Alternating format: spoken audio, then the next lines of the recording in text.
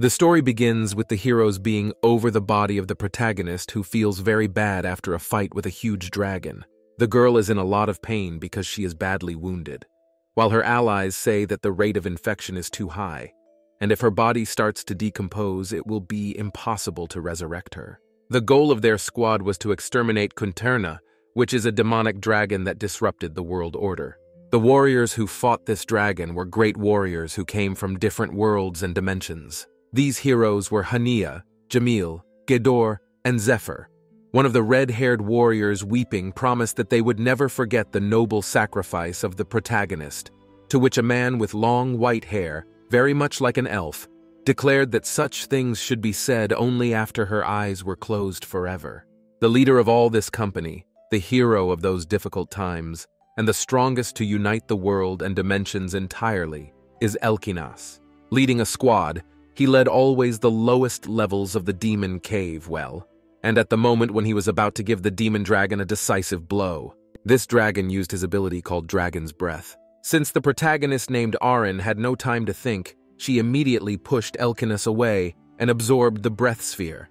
This demon's breath is a poisonous Zapthia gas, which exists as small spheres before it turns into a gaseous state, which means that at that moment you can defend yourself against it with the slightest of losses. I mean, it's possible to save all lives by sacrificing just one person, and the protagonist decided to sacrifice herself.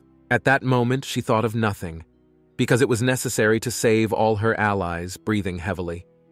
She asked Zephyr if the dragon was still alive, to which Jamil, crying, said that naturally, and she simply silently sacrificed self.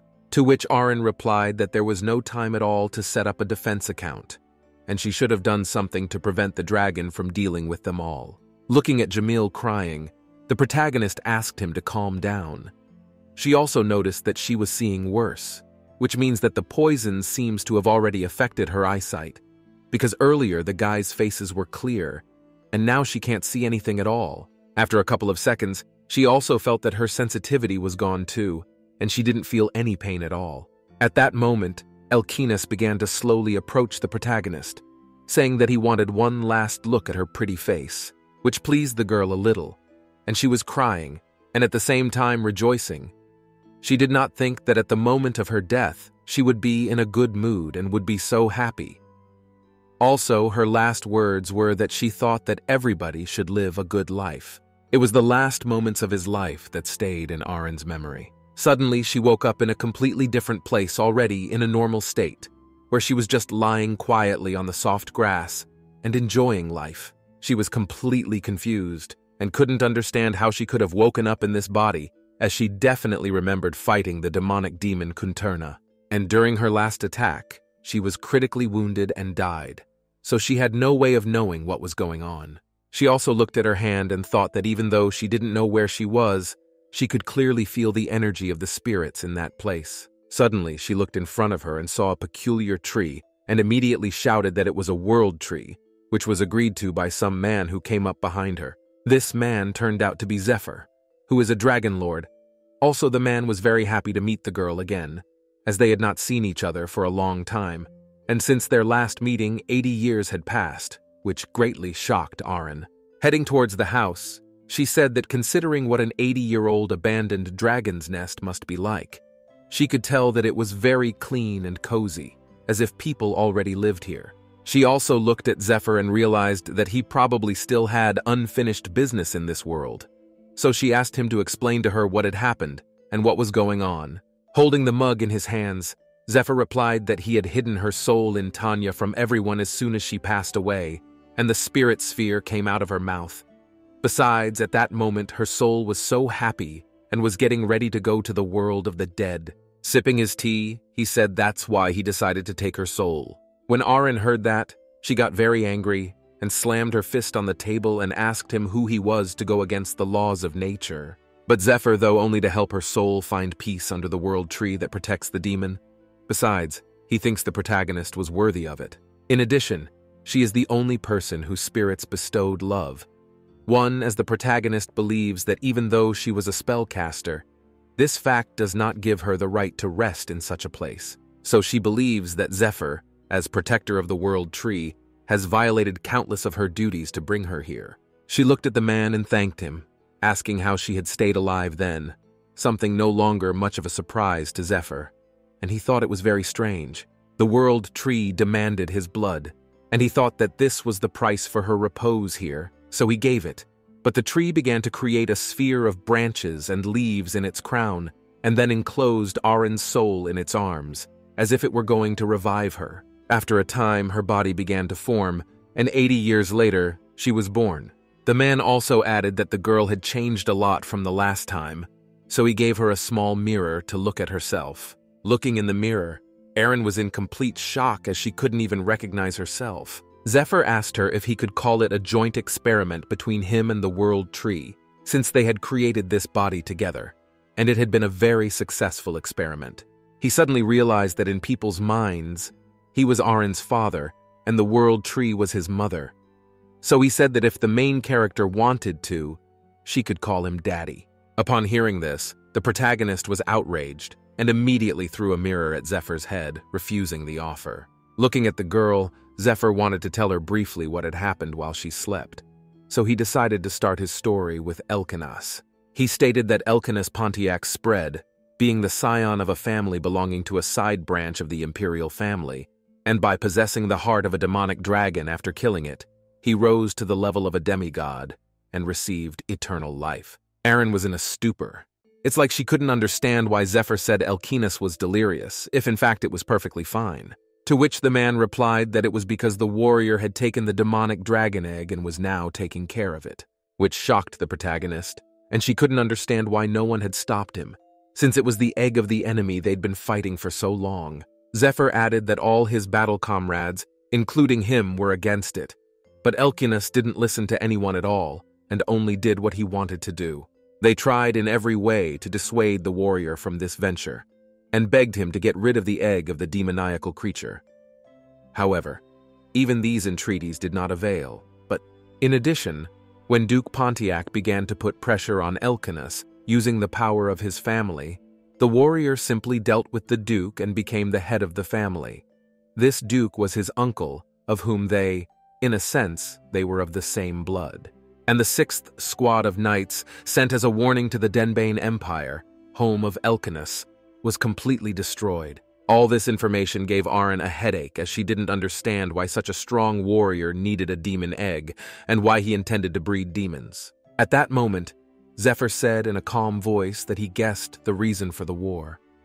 All of this does, namely, it all has to do with counterparts' abilities that transcend time and space. Elkinas also wants to go back in time and change things, which surprised the protagonist even more, and she couldn't understand why he would go back to that time if it was so peaceful now, and she wondered what he wanted to change. Zephyr looked at Arin and replied that he probably wanted to change her death, but the girl immediately asked the man not to talk nonsense, as it didn't make any sense.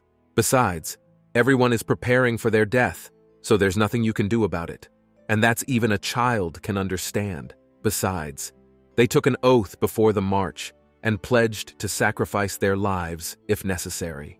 However, thinking the protagonist could not understand why Jamil, that is her very good friend, and the thief of the ego in heaven is the beloved Elkinas, so she decided to ask Zephyr what Jamil was up to now, to which the man replied that she had passed away after dedicating her life to running a criminal organization, but he couldn't understand why Arin would ask about her, to which the girl replied that she and Jamil liked each other, which meant that Elkinas would listen to her words, and she was also very curious if they had a wedding, which surprised the man a bit, and he replied that there was no wedding, so the protagonist immediately realized that they probably just broke up.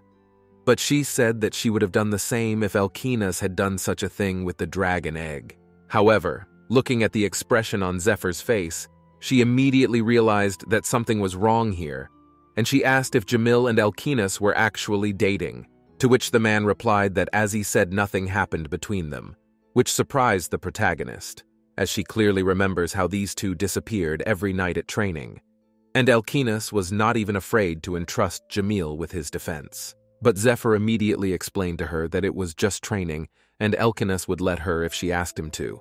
In fact, he was even willing to trust Arin with his life. Suddenly, the protagonist remembered how those two were always whispering about something alone, and every time Elkinas's face would blush intensely.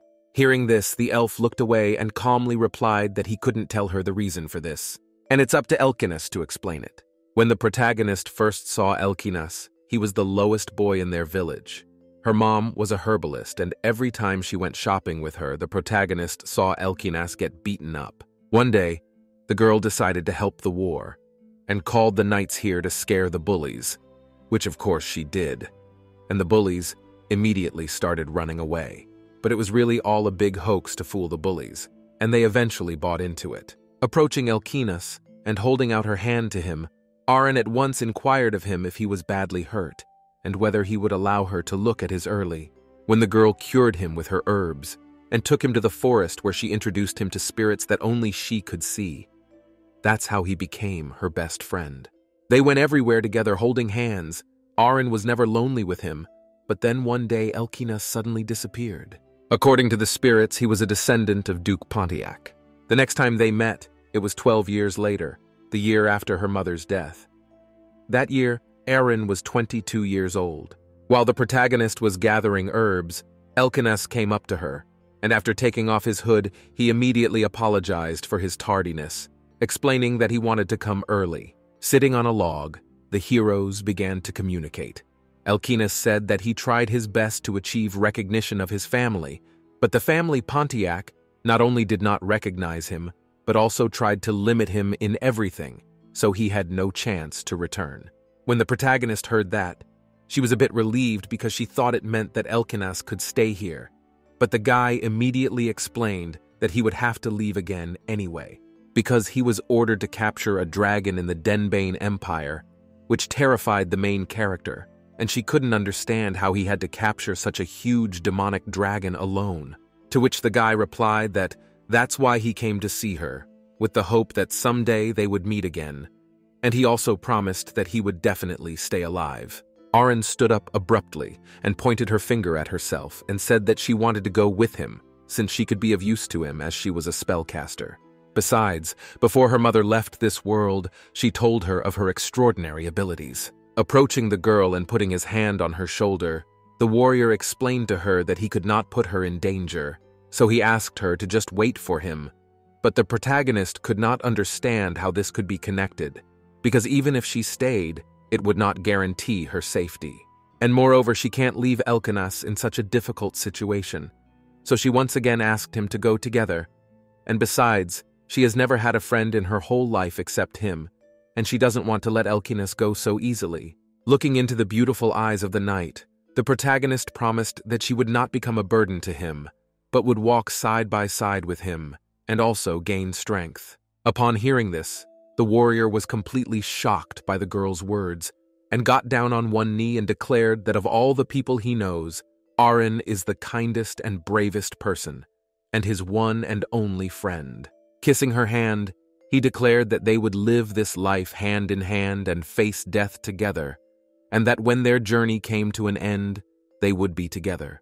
Back to our heroes, where the protagonist cried and couldn't understand how such a good and kind man could do such a thing, and in a moment become the common enemy of the whole continent.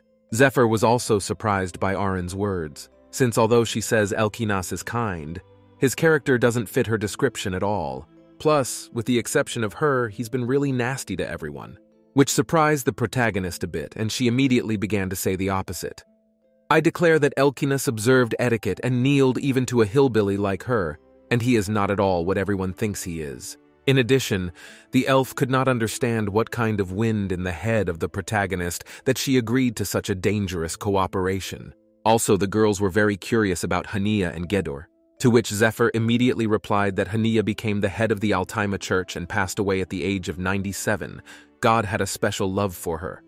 So now she's probably an angel or a low-ranking god by now. Gedor, however, could not change Elkinas's mind, and I decided to return to my homeland, taking the place of the tribal leader of the... Arin is even more upset when she hears this because she thinks everyone is doing well except Elkinas, so put it in a mug on the table. She said she decided she'd go to the warrior to talk to him, to explain that she'd come back to life and to talk him out of the dragon egg thing. Elkanos may care about the egg, but if there is even a small chance that a new dragon like Kunterna will appear, the protagonist has promised that she will personally get rid of it, because she believes that there can never be a repeat of that tragedy. Zephyr doubted Arin's idea and thought that Elkanos would not believe her at all. But the protagonist immediately began to assure him that she is his only friend, and he most likely knows her at first sight. The elf stood up abruptly and said that he would go with her, because her human body was an important specimen with noble dragon blood as a base, which meant that Elkanos would not be able to break it unthinkingly. The man also added that he hadn't announced the end of the transformation yet, which meant that he could change his appearance as much as he wanted, which surprised the girl a bit, and she finally realized why Zephyr's appearance remained the same. Transformation is a technique used by dragons to stay in the human world. Specifically for them, there are laws concerning this skill. After one transformation, dragon must either take a break for 1,000 years, or abort the transformation and take its former form when the spell is used again. So Zephyr reads that this is against the rules. However, because this time, the transformation is simply necessary to fulfill such a great mission. In addition, Zephyr decided that the decision is made according to his personal assessment of the situation, namely, the assessment of the Dragon Lord, which surprised the protagonist a bit, as she thinks that this interpretation benefits only him, but the man just decided to ignore her, and instead of answering her question, decided that he should change his appearance in order not to be too conspicuous. So he decided that he would become an earl. He also added that Arin will become an aristocrat, because if she just goes to Elkanos and tells her that she died in a battle with a dragon, and now no one will believe her. Hearing what title she will get, the protagonist was a little surprised, but in truth, she always wanted to be a noblewoman, in order to attend various tea ceremonies with a beautiful service. Looking at the girl, Zephyr immediately explained to her that she was already a noblewoman because all the members of the squad had been given that title. Plus, in her case, due to her honorable passing, she was posthumously lauded as the state magician of the empire, which surprised Arin, and she was quite shocked that she had been made a member of the capital aristocracy. And Dali was one of the highest titles allowed to take part in the management of the magical tower. The man also thought it would be a good idea to visit the grave of the protagonist when they got downstairs. Also, at this moment, he was looking for a suitable earl to be, and at last he was able to find one, and that earl turned out to be Count Imtern, who has a daughter. When the protagonist heard this, she was a little perturbed, because she thought that if Zephyr became a count who had a daughter, it would mean that she would play the role of his daughter. While explaining it to him, she didn't even notice how Zephyr had completely changed his appearance and became the count he had chosen. Adjusting his tie, the man said that for the current purpose of his transformation, it was very important for the ladies to be kind and friendly, which surprised Arin a little, and she asked, "What is the purpose of the transformation?"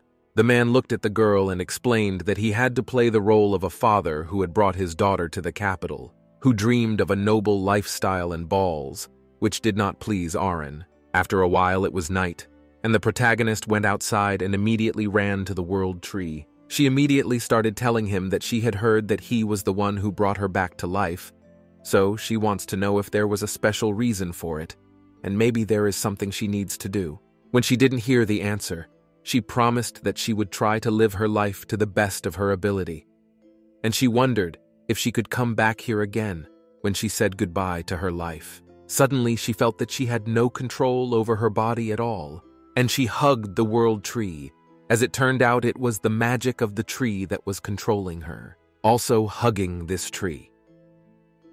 She realized that it was asking her not to worry, that she would be able to fall asleep in its embrace.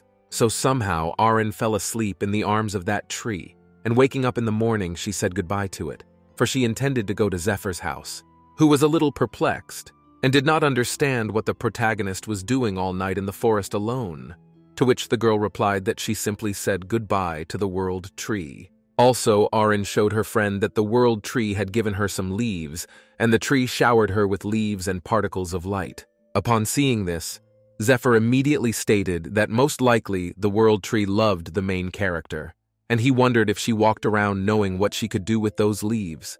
To which the girl confidently replied that these leaves can protect her from bad people, help her to make a contract with more powerful spirits due to the strengthening of magic.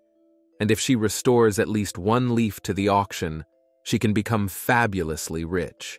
But Zephyr was no longer interested in hearing that, and grabbing the girl's hand, said that they should hurry up and go, as they had a lot of things to do on the first day after the transformation.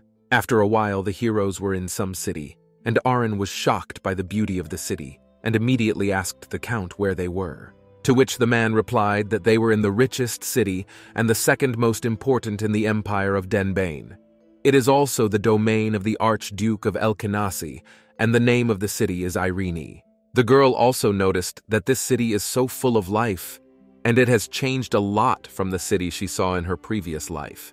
The city came under the administration of Elkenas, and its name was changed to Irene, and it grew considerably in size. She also noticed that the main character noticed that the preparations for the festival were in full swing, which is why it was so lively. But she could not understand what kind of festival it was. Zephyr began to explain that this is a special event in this town, namely a festival in honor of the day the demonic dragon was destroyed. Suddenly, some vendor handed Aaron a skewer of some kebab, saying it's real dragon meat kebab. Besides, they only use the freshest kunterna meat, which surprised the protagonist, and she immediately ran to the vendor to buy this kebab. At the same time, Zephyr calmly exhaled and explained to her that it was just chicken, and advised the girl not to act like a redneck.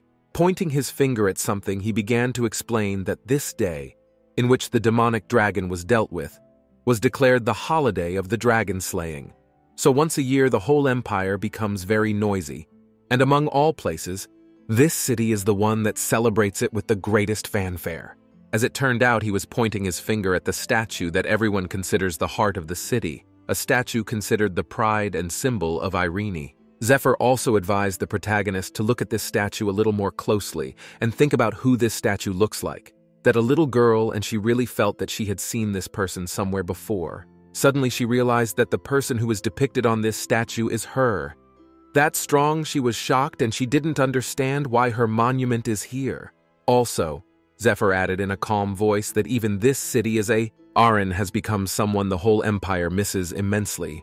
Her wanderings, together with her comrades in arms, are dedicated to plays and chants, and naturalists consider this city almost a sacred place. In addition, the oak staff of the main character will be preserved in the Archduchess and is displayed once a year around this time, so all the people adore it and mourn such a loss greatly. After a while, the heroes went into some atelier where they were immediately met by a bunch of maids and some woman who was dressed in an unusual costume. Zephyr approached the woman, stating that they needed several sets of clothing that could be made in the shortest amount of time from their catalog.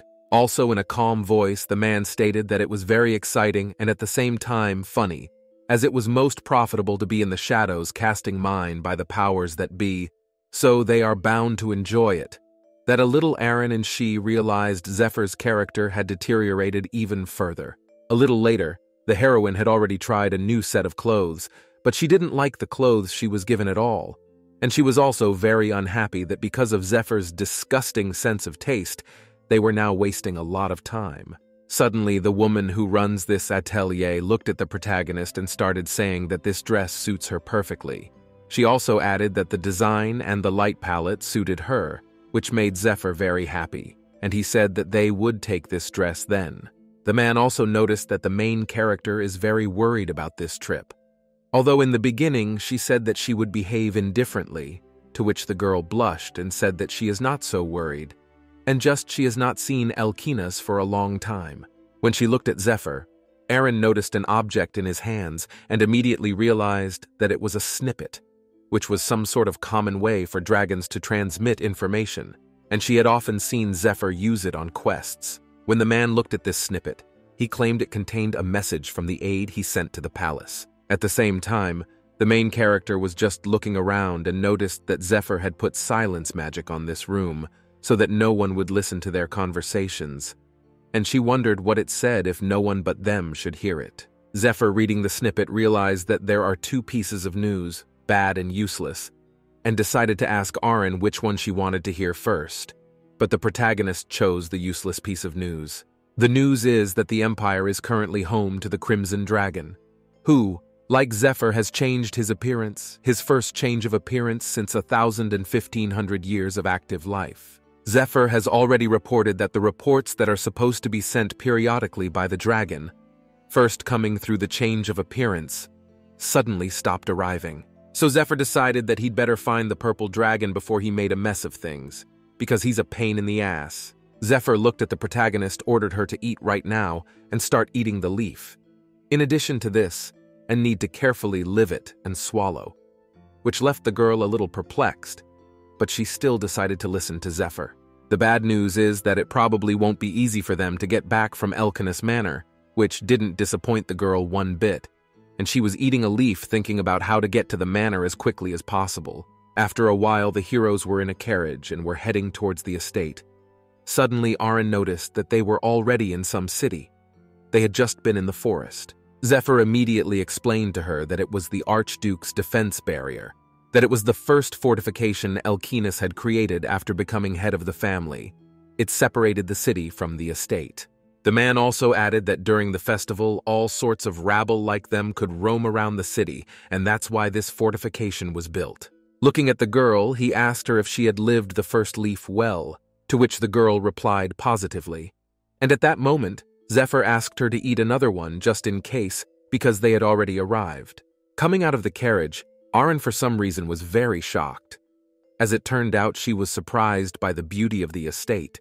In addition to the roof is in place celadon color that looks even more expensive than gold. Also, she could not understand how the estate can be more luxurious than the imperial palace, with which the count agreed, adding that in fact the Pontiac family is much more powerful than the imperial family. Turning around, the protagonist immediately saw the butler, who smilingly said that most likely Lady was very tired on the road, and he was very happy to welcome them.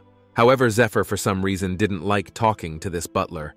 Ask herself how on earth this old man is still alive, which surprised the protagonist a bit, and she wondered if Zephyr had already seen this butler, and someone at all. Zephyr immediately replied that this butler is a half-elf and must be well over 200 years old.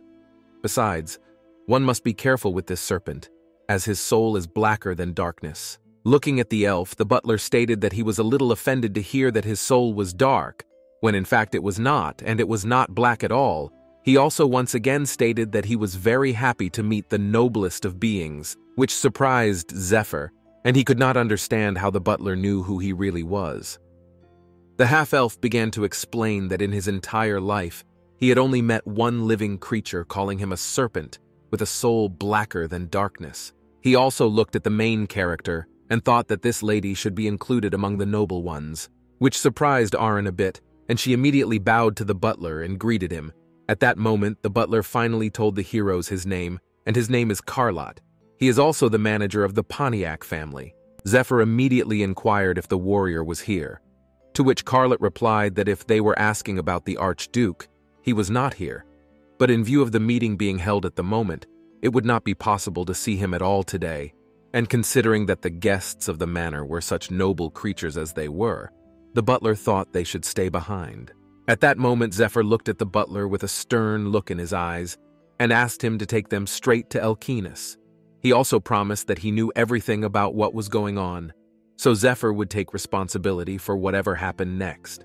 Upon hearing this, Carloth decided to trust Zephyr's word after all, and began to walk them to Elkinus. Following the butler, the elf whispered to the protagonist that there was something else he hadn't told her. Namely, as she already knows, the warrior has enough wealth and power to rival the imperial family, and it would be preferable to destroy the person threatening the authority of the imperial family.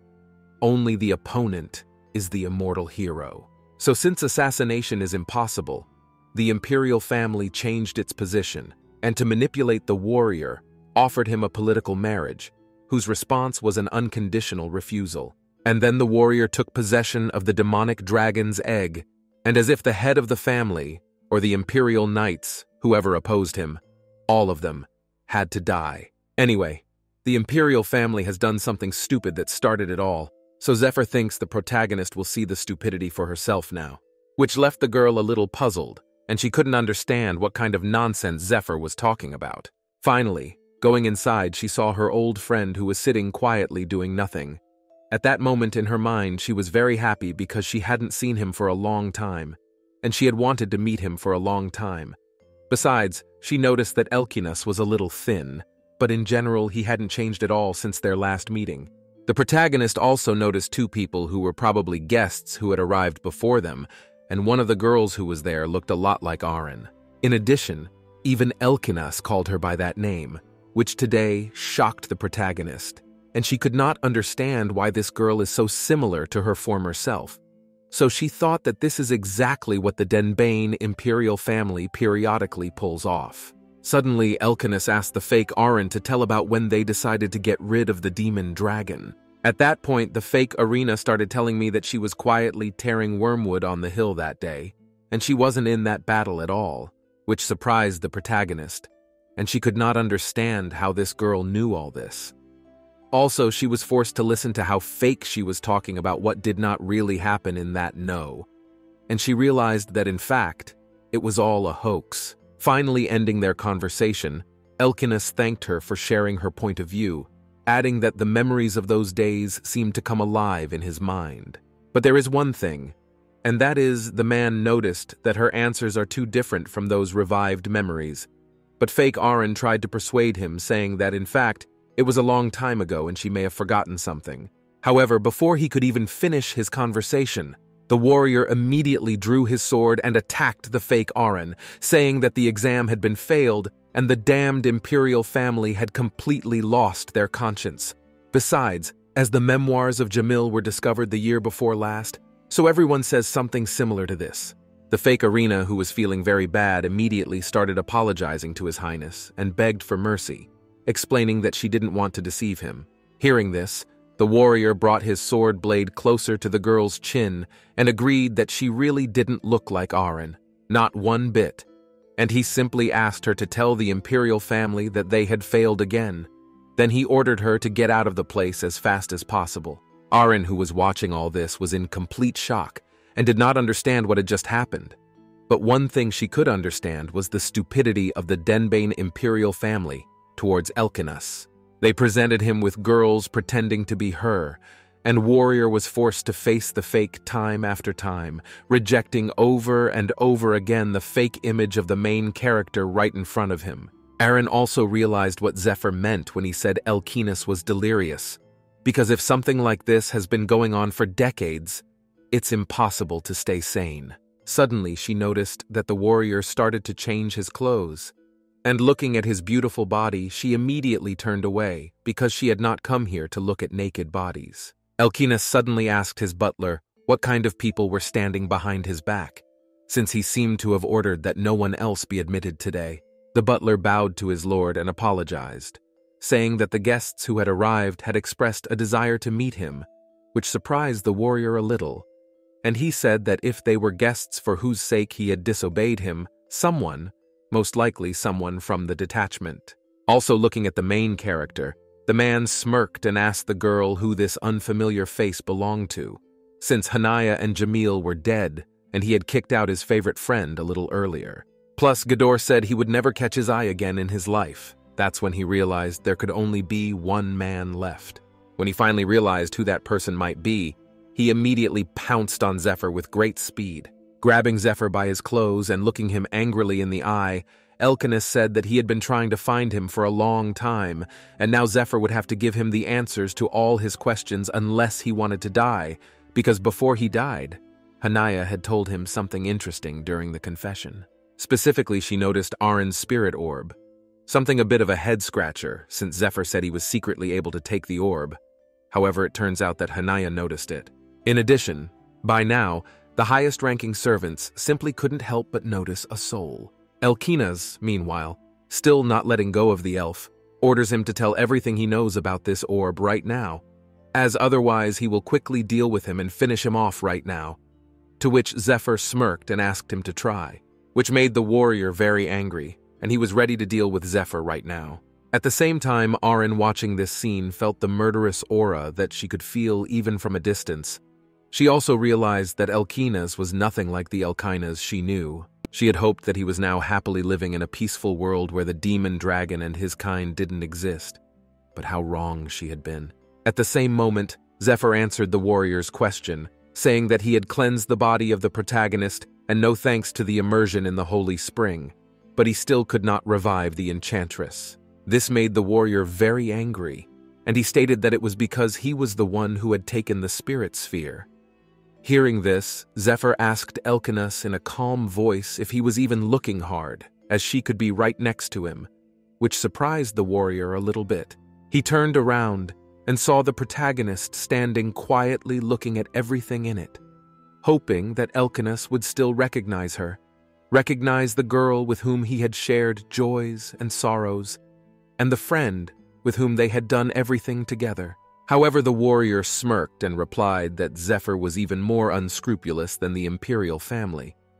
How could they even bother with Arin's appearance? Besides, the warrior said that Zephyr had better bring some brave child who could hide the shivers. At that moment, Arin knew perfectly well that Elkinas was wary of her, and she knew it before she came here. But when in reality Elkinas failed to recognize her, only looking at her with his icy gaze, her heart squeezed with pain. She began to cry loudly because of the desperate situation she was in, and because of Elkinas's resentment and coldness. Elkinas noticed that the girl was sobbing in 3 streams, so he wanted to ask her what had upset her so much. After looking at the girl, he really started to think that the main character could be the real Arin. Also, looking at the traces in white magic, the man realized that most likely the main character is a spellcaster, like his Arin. Also, he thinks that the external difference can be easily justified by the fact that Arin got a new body from the world tree.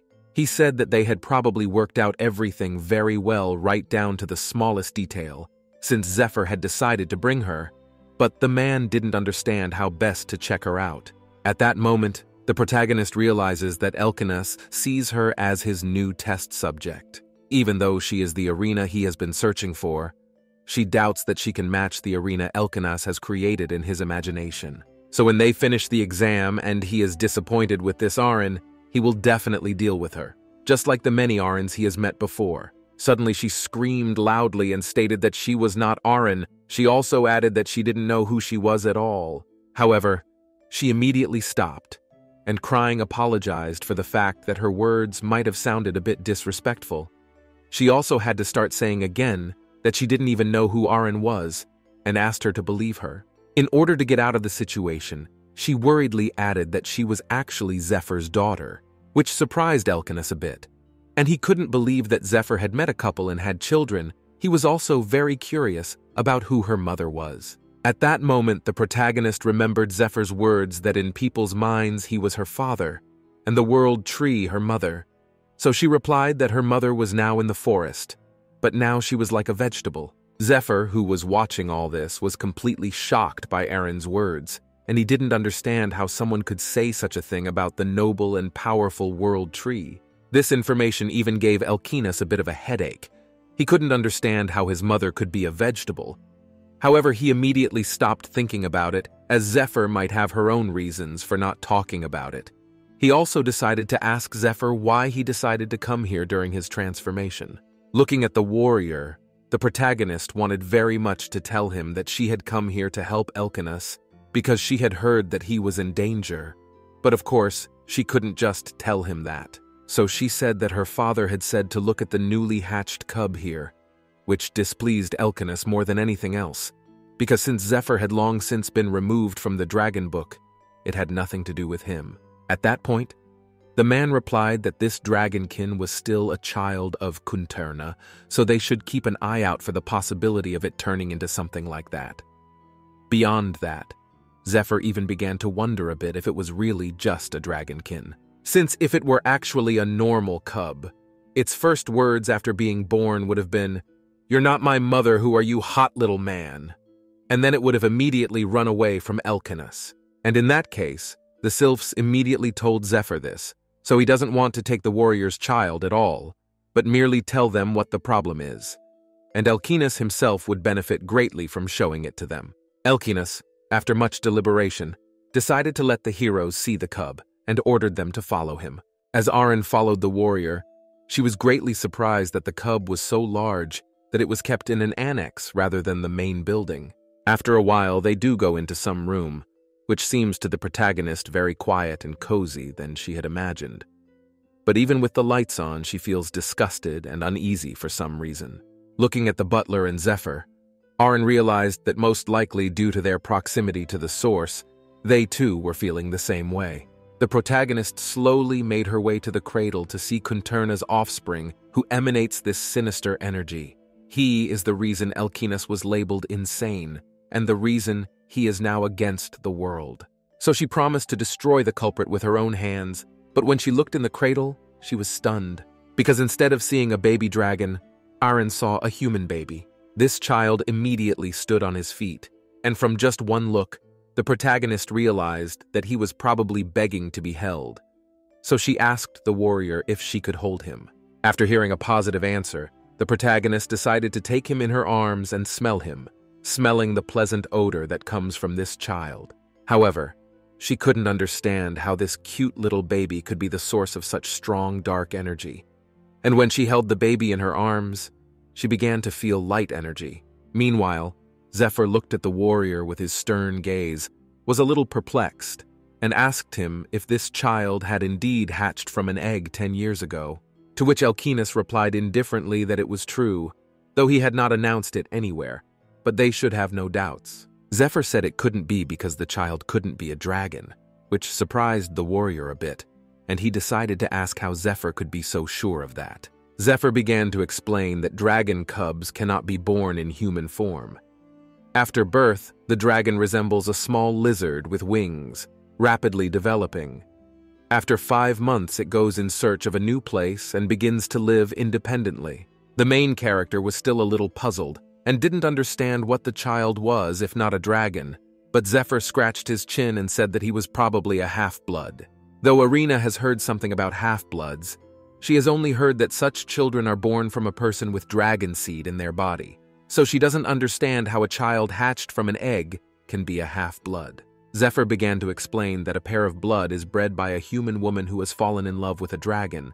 Occasionally, the dragon itself lays an egg containing human energy after falling in love with a man, or the empty egg is fertilized by forcibly covering it with its own energy. Zephyr looked sharply at Elkinas and asked if he had spilled his blood on the egg, but because the man didn't answer for a long time, Zephyr immediately realized that that was the case. Originally, the egg laid by Kunturna was an unfertilized empty egg. For 70 years of taking care of it, there was no reaction, so it's easy to guess what it was.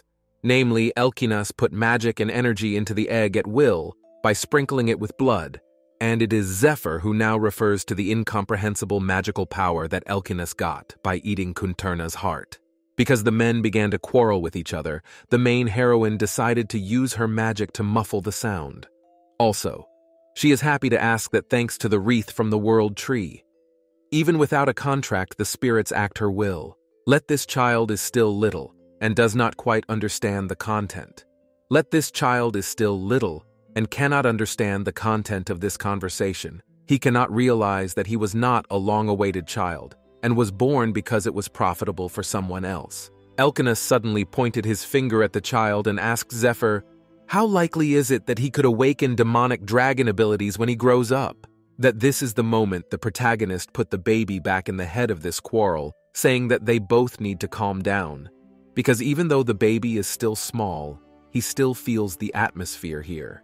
Looking at Zephyr, Aaron explained that even for a half-breed, it wasn't normal for a baby to remain an infant for 10 years, so they should watch the baby a little longer since both its birth and conception were extraordinary. In addition, there are many things in the world that are unknown even to dragons, like her father and mother created her. In fact, with these words, the protagonist was hinting to Zephyr that he himself created her body with his own blood.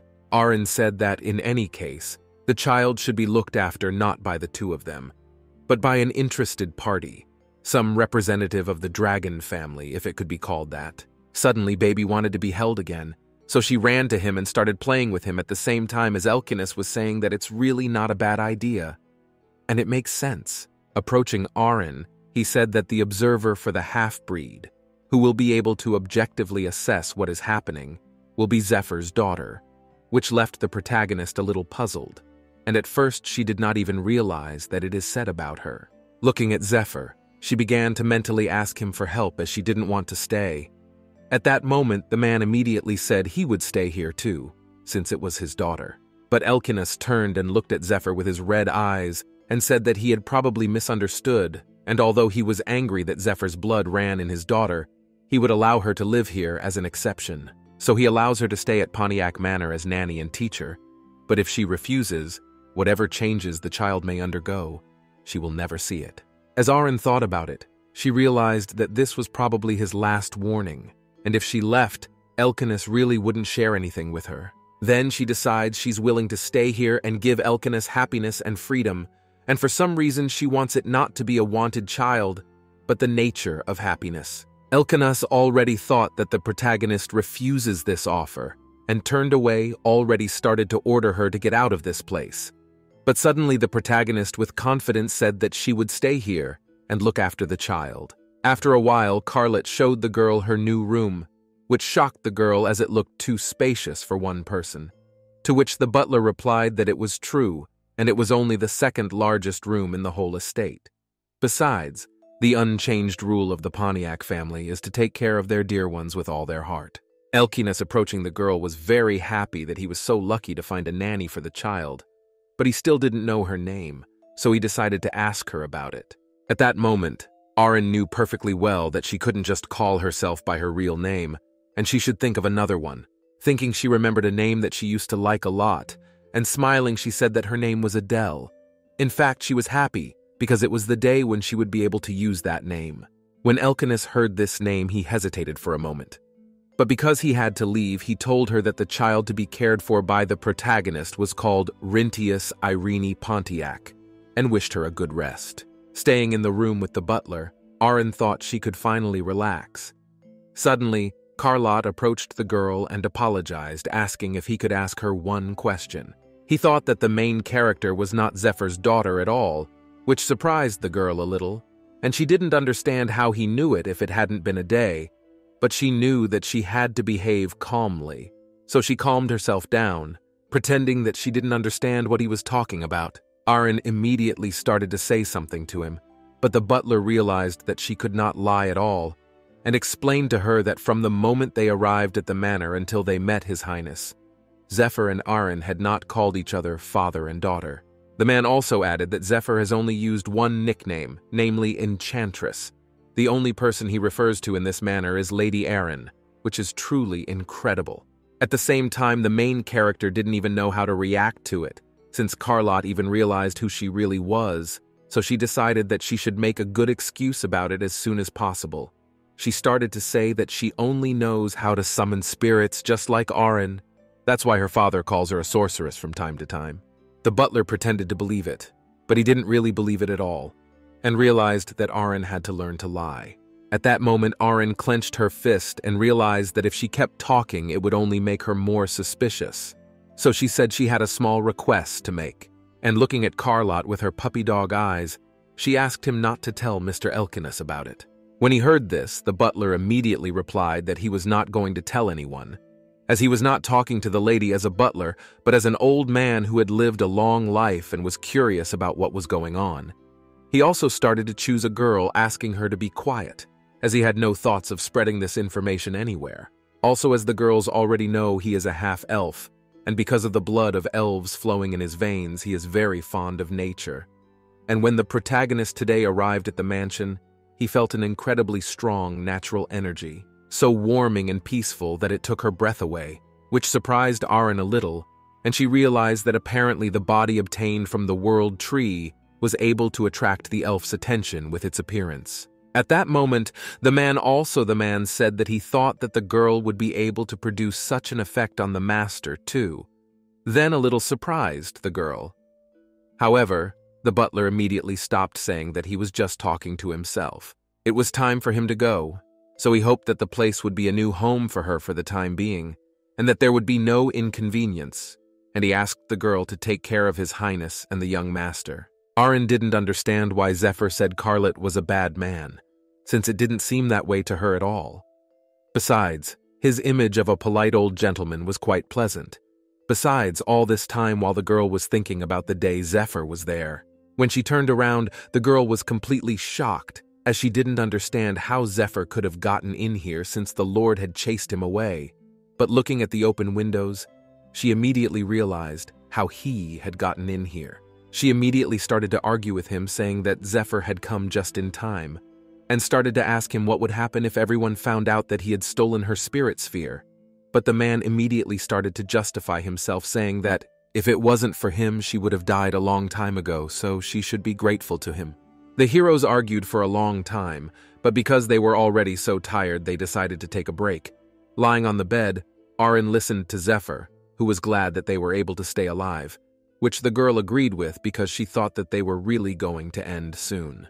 She did not understand why Elkinas was not the man she knew. He had become so cruel that he killed people without even blinking an eye, and he attacked his comrade with whom they had once risked their lives on the battlefield without a second thought. Clutching her head, she didn't understand why it had happened, as she thought that by sacrificing herself she had done the best for Elkinas. But she was very wrong, and her actions not only didn't save him, but even on the contrary, drove him crazy. So the girl thought that it was all because of her. Zephyr put her hand on Aaron's soft hair and began to reassure her, saying that it was thanks to her that they were able to survive, as she had saved the entire squad with her sacrifice, and not everyone would be willing to do such a thing. He also asked her not to think that the beliefs and honor she was trying to defend were meaningless, since she had indeed saved Elkinas, and now she had a chance to save him one more time. Aaron even wept a little when she heard that, and smiling, she thanked Zephyr for being able to wake her up a bit. She also stood up sharply and clenched her fist. She decided that she really shouldn't dwell on the past anymore. She decided that she would not dwell on the future, and the first thing she would do was to watch Rinty grow up. And she added that there was something else that needed their attention, and that was the energy in the children's room. To which the man agreed, adding that there was indeed a very strange power in the air there, and they would have to find out where it came from there. At first, Aaron thought that the source was the owner of this room, because it belonged to the offspring of the demon dragon Kunturna. But when she took the child in her hand, she did not feel any negative energy. Elkinas probably knows about the power circulating in the room, but the girl can't figure out why he left it out. Sitting on the chair and folding her arms, Zephyr stated that while the girl was in this place, she would learn more about this energy while she watched the half-breed grow and evolve. The girl agreed and added that she would put an end to it. Namely, when Zephyr said that although her death had saved many lives, it had driven Elkinas to madness, so she couldn't pretend that she didn't know that even after 80 years her friend was obsessed with the past. So she hopes that now he can accept her death, come to terms with it, and live happily ever after, or finally enjoy it. When the man heard that, he immediately replied that Elkinas should get rid of his feelings for Aaron, which the girl agreed with, adding that they should deal with that first. Zephyr heard this, a little wary as she thought the protagonist had finally realized how Elkinas felt about her. Also at that moment, Irina stated that she thought the warrior was probably just attracted to her, which reassured the man. And he stated that the protagonist never disappoints as always. Even though he thinks she needs to hear it from a warrior in person, his feelings aren't ordinary affection, but a bomb that comes out of nowhere and never burns with the fuse blown off. After thinking about it, the protagonist finally realized that the warrior most likely likes her. Also, the man added that he rather can't take in the toll as she can deny it. At that moment, Aaron thought it was impossible, because Elkinas looked like he didn't like being with her at all. And when they were together, he was always looking around hoping to escape, so she even started to think that she stank. At that moment, Zephyr replied sarcastically that he didn't even understand how Elkinas could like her, for she had even been assigned the chambers that were reserved for the Archduchess. To which the girl replied that it wasn't actually the warrior who had chosen this room, but the butler, much to Zephyr's surprise, and he realized that this snake was awfully guessing. At the same moment, Aaron took hold of her hair, thinking that she couldn't live here now, and assumed that it was actually a trap prepared by Carlot to set for her, since he had found out that his master had gone mad because of her. So he decided whether to take revenge or not. Screaming, she asked her friend what they should do now that they were in danger, but Zephyr was surprised that the snake had already found out her true identity. At the same time, the enchantress didn't understand how this nice old man could be such a bad person when he had even asked her to take good care of his master too, and how he could even pretend for so long. However, the man immediately began to reassure the girl, saying that everything is not as she thinks, although in fact he did not like the fact that Aaron has already started pandering, which greatly annoys him. But he realized that in order to deceive this snake, Lady must behave as it is now. It was already deep into the night where the protagonist woke up in her comfortable bed by the rays of moonlight. Opening the window and looking up at the night sky, she wondered if Zephyr had made it back safely since she was worried about being found. The girl also began to remember how she had fallen asleep right in the middle of a conversation in which they were talking about how Hanya, who was the head of the church, and Jamil, who cared for the peace of the underworld, both kept detailed notes on the squad that fought Kunturna at once. Before her death, Hania told something interesting during confession, and the confession memoirs that the protagonist heard about during the day are just such records. And when Jamil's memoirs were discovered, there was something similar there too. Namely, Hanaya's confession is a recorded voice message. What Elkinas heard was apparently not revealed to the general public and was told only to him alone. Also, Jamil's memoirs describe in detail the trek to the demonic dragon. The remarkable thing is that they were divided into parts and sold on the black market for an impressive sum, and Jamil herself, leaving the factions and families such a fortune that they can live happily ever after.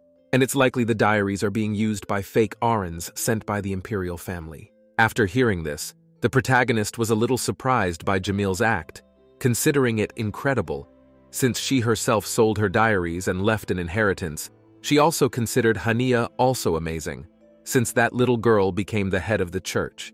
At that moment, she remembered a moment in her life where she met Hania, who approached the protagonist and was very surprised that she knew so much about nature. All the girl agreed, adding that she was also surprised at how many prayers Hania knew. The girl was a little embarrassed to hear this, explaining that she had learned them at the monastery since she was a little girl, to which Aaron smilingly replied that she too had learned a couple of prayers when she was a little girl with her mother. Aaron also hugged the girl and told her that in the future she planned to buy a house and plant medicinal herbs in the backyard. She also invited Hania to have tea with her in the future, which at first surprised the girl a little as she thought that the sorceress only drank tea with the warrior. However, Arena explained to her that Elkinas was always drinking everything in one gulp and sitting with an empty cup. Also looking at the hill, they noticed the warrior together with Jamil, who as usual were together, and the heroes did not understand why lately they began to disappear together often. Now back to the main character, who is calmly looking up at the night sky.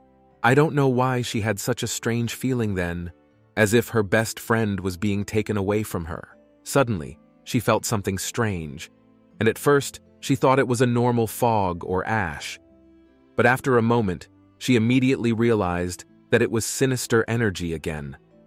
And concentrating, she realized that it seemed to have a purpose, as all the energy was moving in one direction, namely towards Rinty's side. The girl was in a panic and didn't even know what she was doing because it was too late to run, so she realized that she had only one way out. So she started using her magic and shouted for someone to appear. Suddenly, some green spirit came out of her, who looked at the girl, stated that Arena had summoned her again using the seal. In addition, the spirit has said many times about the girl that conscription without a contract can affect the strength of their bond.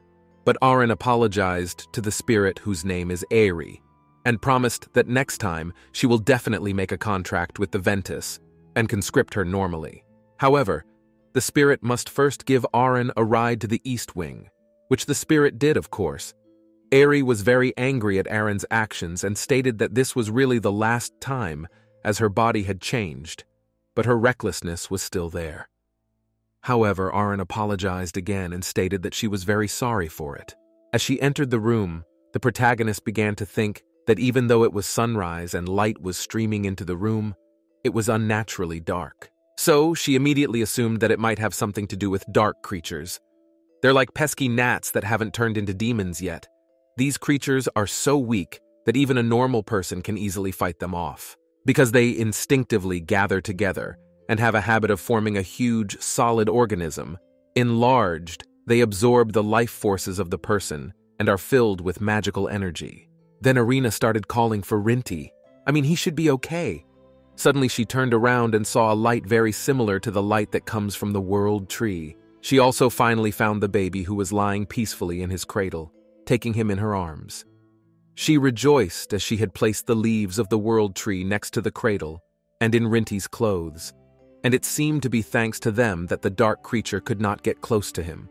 The girl also noticed that the leaf had shriveled, which meant that if it was a power that could even slightly defile the leaves of the world tree, it would take at least a demon higher than Barak, which meant that the high-ranking demon had been purified by the energy of the world tree and disappeared. The dark creatures reacted to the energy he left behind and accumulated here, but Aaron realizes that this is just a guess. But one thing is for sure, someone is targeting Rinty. Holding this leaf in her hands, the Rent even started to think about wrapping up the contract since she has this leaf, as she needs to get rid of the remaining creatures as well. Besides, it is a spirit now and can be very useful. So she immediately started to summon the spirit. After a moment, a fire spirit appeared in front of the heroes, who was actually the king of the fire spirits, and his name was Ignis. The spirit immediately noticed that during the time he hadn't seen Aaron, her energy had become similar to that of the ancient forest. At that moment, the girl greeted the spirit excitedly, saying that she didn't even think they were back together. She also immediately asked how he was doing, to which Ignis replied that he and the others got along well. Also, when he looks at the main character, he immediately remembers the White Days. Also, the spirit was very interested in what kind of child in the hands of the girl, and whether he is her child, which surprised the girl a little. And she immediately replied that it was certainly not her child, and she was just looking after him, which made Demon laugh a little, as he thought that 100 years was enough to revive and start a new family. But apparently he was deeply mistaken. At that moment, Aaron immediately interrupted him, thanking him for visiting the place, also nasty in her hand to the spirit. She asked if he was okay with it, and willing to honor her by renegotiating the contract with her, to which Ignis agreed immediately.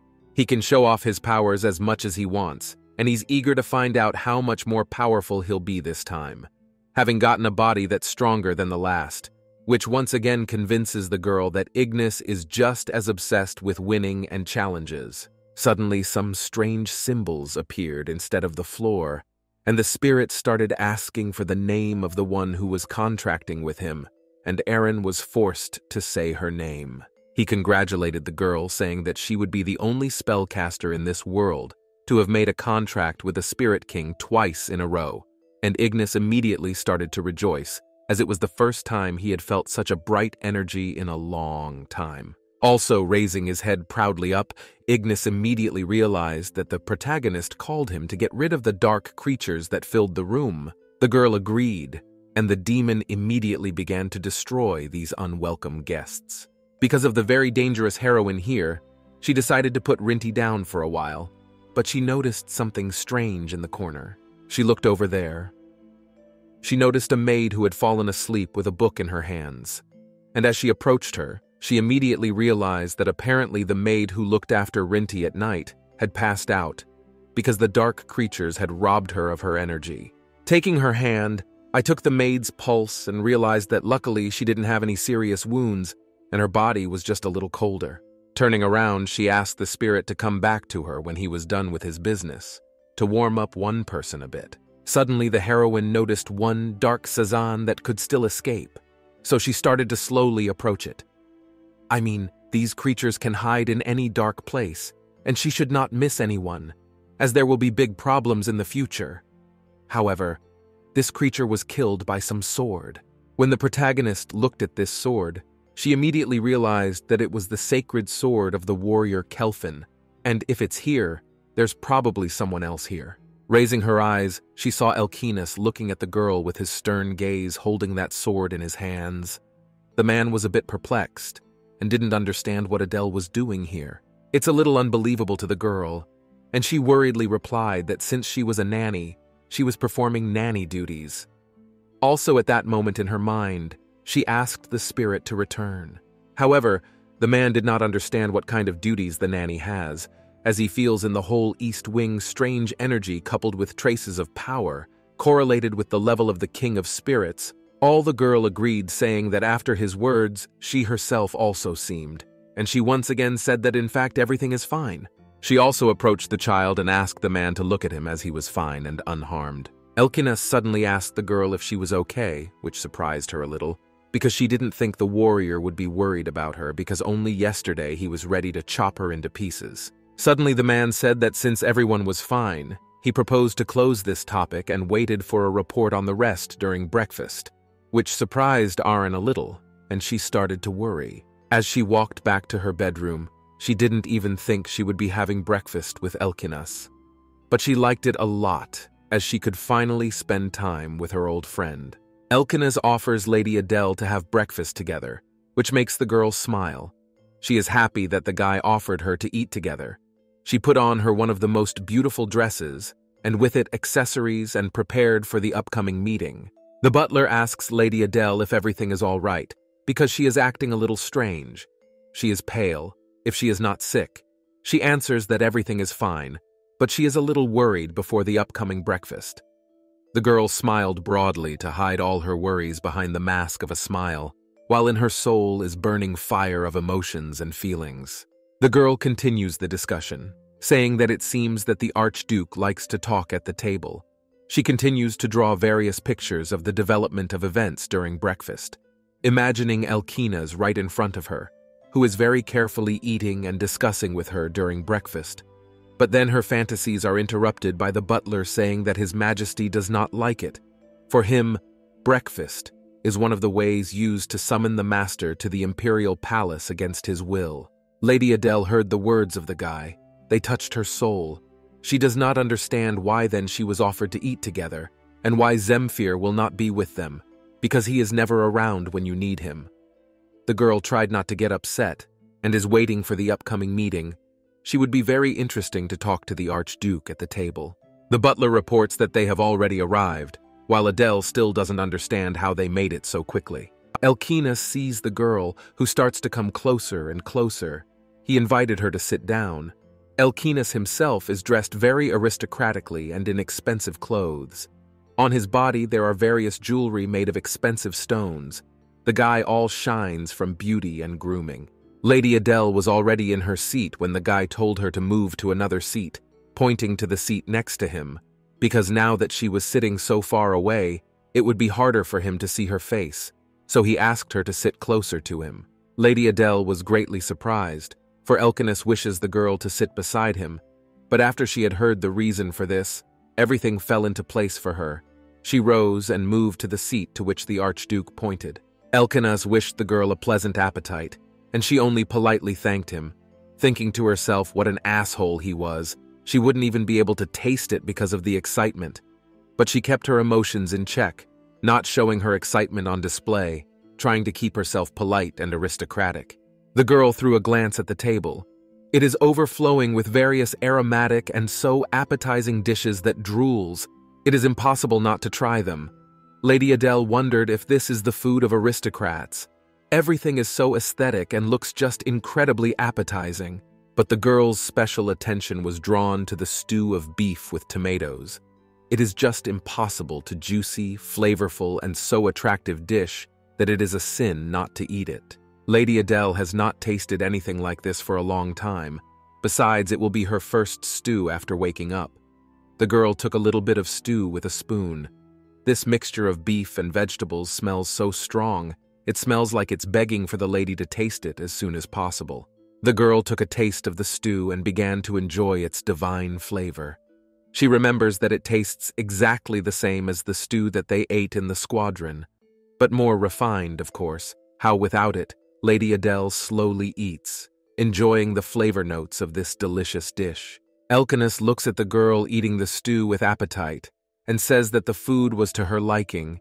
He still does not express much emotion, slightly cold in his treatment of the girl. Lady Adele said, "Of course it's to taste. It's really the dishes she likes." Lady Adele keeps talking, telling the guy to look at the ingredients, because the dish includes a plant called parsnip, which is so rare that it can only be found in some Eastern countries. The girl was frightened to see herself now. She had decided not to reveal her identity, but just because of some stew, it almost happened.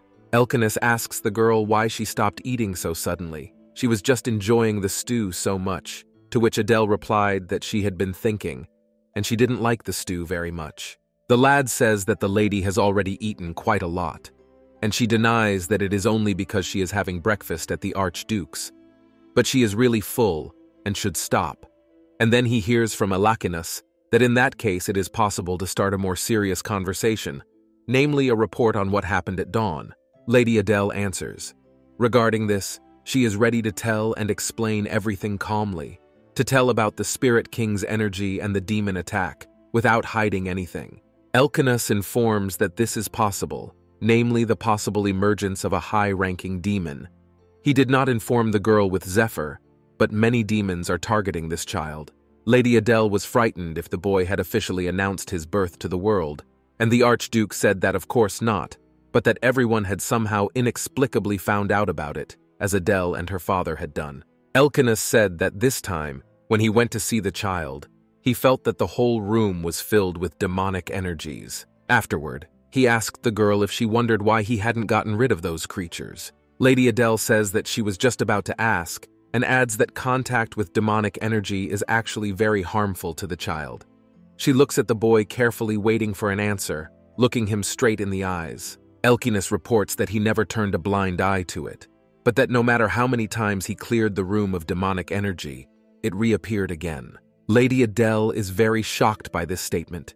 She can't believe her ears. It's really hard to believe that it's possible, because the Kelphin, the sacred sword of Elkinus, contains a huge amount of divine powers, even if it's not as effective at healing and purification as the priest's powers, but it's quite capable of cleansing this kind of space. Elkinus goes on to say that not much time had passed, about 5 months in total, and at some point the demonic energy had become very adept at finding a child anywhere, since they could not yet get help from the church at the Imperial Palace or any other religious organization. He was dealing with it alone. Lady Adele looks at the boy. She sees the sad expression on his face and feels sympathy for the big weight that has fallen on the boy. He's having a hard time, she's sure of it. But suddenly she catches herself thinking that she's worried about something nonsense. She tells herself to pull herself together. All because Elkinus decided to grow Kunterna's egg, thus turning the whole world and the imperial family and the church against him. The girl began to think that he deserved it, just to get away from past thoughts, for she had almost succumbed to his charming face and almost lost her ability to think straight and soberly assess the situation. The guy said about Adele being right. It's not easy, but there's nothing that can be done about it. It would be better if he showed his appearance so the guy can cut them down, but they are slowly invading the mansion with an invisible flow of suspicious energy. The girl asks if he knows who's behind it, and gets the answer that it's true. The guy found out about it by accident. Then he asked Adele with a very serious expression and even some hostility or anger if she knew anything about fanatics. Lady Adele asked if the people who believe in the devil are fanatics, and found out that it's a close statement, but not quite. And the creature they worship is the demonic dragon of Kunterna. Lady Adele was very frightened by these words. She asked again, did they really worship the demonic dragon of Kunterna? She did not understand how there could be people who worshipped the creature that almost destroyed the world. She did not understand it at all, and never will. There have been cases where a nobleman sent by the imperial family or a fake maid turned out to be fanatics, all of them targeting Rintius. They probably want to use him as a sacrifice to resurrect Kunterna. Lady Adele is greatly shocked and frightened by this, because they want to use such a baby to resurrect the demonic dragon. She cannot just sit idly by. The girl offers Elkinus his help. The girl replies, how can she stand aside if the young man entrusted to her is in danger? She continuously wants to protect, and will protect Mr. Rintius. She is a spellcaster, and she is quite confident in her power of purification. She even offered to demonstrate her skills to the Archduke to show that she will be useful. Elkinus remembered the same girl who also said that she could not leave him alone in such a situation, and called him together with her. Only this story ended tragically. Lady Adele notices that his face has become even more depressed, and he seems to remember something. The boy tells her not to pay attention to it. It's just that he's remembered something he's long forgotten. His Highness asks Lady Adele if she thinks that he is no better than those fanatics. This question surprised the girl, because she does not understand why to ask such a question, and the guy still looks at her emotionlessly and apathetically, examining her with his cold gaze. The boy explains why he asks such a question. Because in addition to all that he has done, he has also made a child come into the world, just to pursue his own goals. The Archduke wants to know if he has not gone off the right path. In response to the girl that he simply acted because of his despair, that's why he was on the edge of the abyss. But if he really went on a crooked path, the sacred sword would lose its divine properties, and added a question: is not he doing his best to protect the young Lord Rintia alone? Lady Adele continues that the boy is his son for all intents and purposes. Kunturna only laid an egg. The child's energy is light and pure, even though he speaks as if he can throw the child away as soon as he completes his mission. He has been caring for the stunted child for 10 years. She adds that maybe the relationship between father and son cannot get better so quickly. But then she was interrupted by her boyfriend. He said that he realized what she was leading to, and added that from now on he would follow her advice on the matter and let her come to him with any suggestions. The girl was surprised and asked him if he really thought so, because she thought he would be angry that he was meddling. The guy knows that this child is not bad in itself, even if he was born for a specific purpose, but he believes that the responsibility for this child is on him. Lady Adele thought to herself she knew it. Zephyr had scolded Elkinas for nothing. Here she finally saw the true face of Elkinas, fair and upstanding. The guy says it's good that among dragons there are those as knowledgeable as her. And also, maybe she... The butler comes up to them and interrupts him at half a word. He bows politely before informing him that a place has been discovered where fanatics were conducting the rite of invocation. And hearing these words, the Archduke immediately said that he would go there at once. Lady Adele asked the guy if she could go with him. She heard back that she would do the cleansing later. Now it's not a pretty sight. That's why he said they would see each other in the evening. Carlotte asks the girl if she liked the dishes. He finds out that the lady liked everything, and for her it was insanely delicious and exquisite. She smiled, but just thought a little about what they had recently talked about, and the smile disappeared from her face. She asks Carl to tell her more about the ritual where the Archduke has gone, and learns how fanatics periodically perform various rituals near the Archduke's estate, catching animals living in the forest. They draw a summoning circle with their blood, or under the influence of drugs. They sing songs night after night. But the last problem is dealt with personally by the master with a sword. But the killing of animals or the appearance of summoning circles are still very common. The girl says that it is completely inhuman, but in order to hurt another person they are willing to go even to senseless killings, after which she suddenly thinks and even to some extent becomes worried about Elkinas. She asks Carl if it is not terrible that they sent him there alone. Carl says that it is surprising because she worries about the Lord. Even knowing how strong he is, she is amazed by her really good heart. But in any case, reassuring the girl, he says that there is no need to worry, because they will not be able to compare with his majesty in strength. And in an emergency, the Church of Altima and the capital's Tower of Magicians will come to the rescue. These words made the girl think, as she suddenly remembered how Elkinas recently talked about how there was nothing to be done and said that he could not get help from the church or other religious groups. She now realized that he was a liar. Carlotte puts his palm to his chest and bows to the girl, wishing her a good rest, and she thanks him for seeing her off. She told Carlotte that she was going to cleanse the mansion and asked if it was possible. Carlotte replied that she would do as she wished, and that since she was not so familiar with the structure of the mansion, he would send an attendant to her. Carlotte adds, informing that today the Archduke will be visited by another guest, so he will make sure that their routes do not overlap. The girl asks which guest, and learns that it is a guest from the Imperial Denbane family. The girl was slightly confused by this fact. Is it really with the same one who sent countless fake arenas to Elkinas? What purpose could they have come for this time? Adele wondered. She had a bad feeling about it. A maid approaches Lady Adele and greets the spellcaster with a polite smile, informing her that her name is Ollie, and she has been entrusted with the care of the girl's quarters and will now escort her to the mansion. Adele says it's nice to meet you. but also asks if Ollie knows why the people from the Imperial Palace came this time. The answer is that they came to deal with the last episode of the fake errands.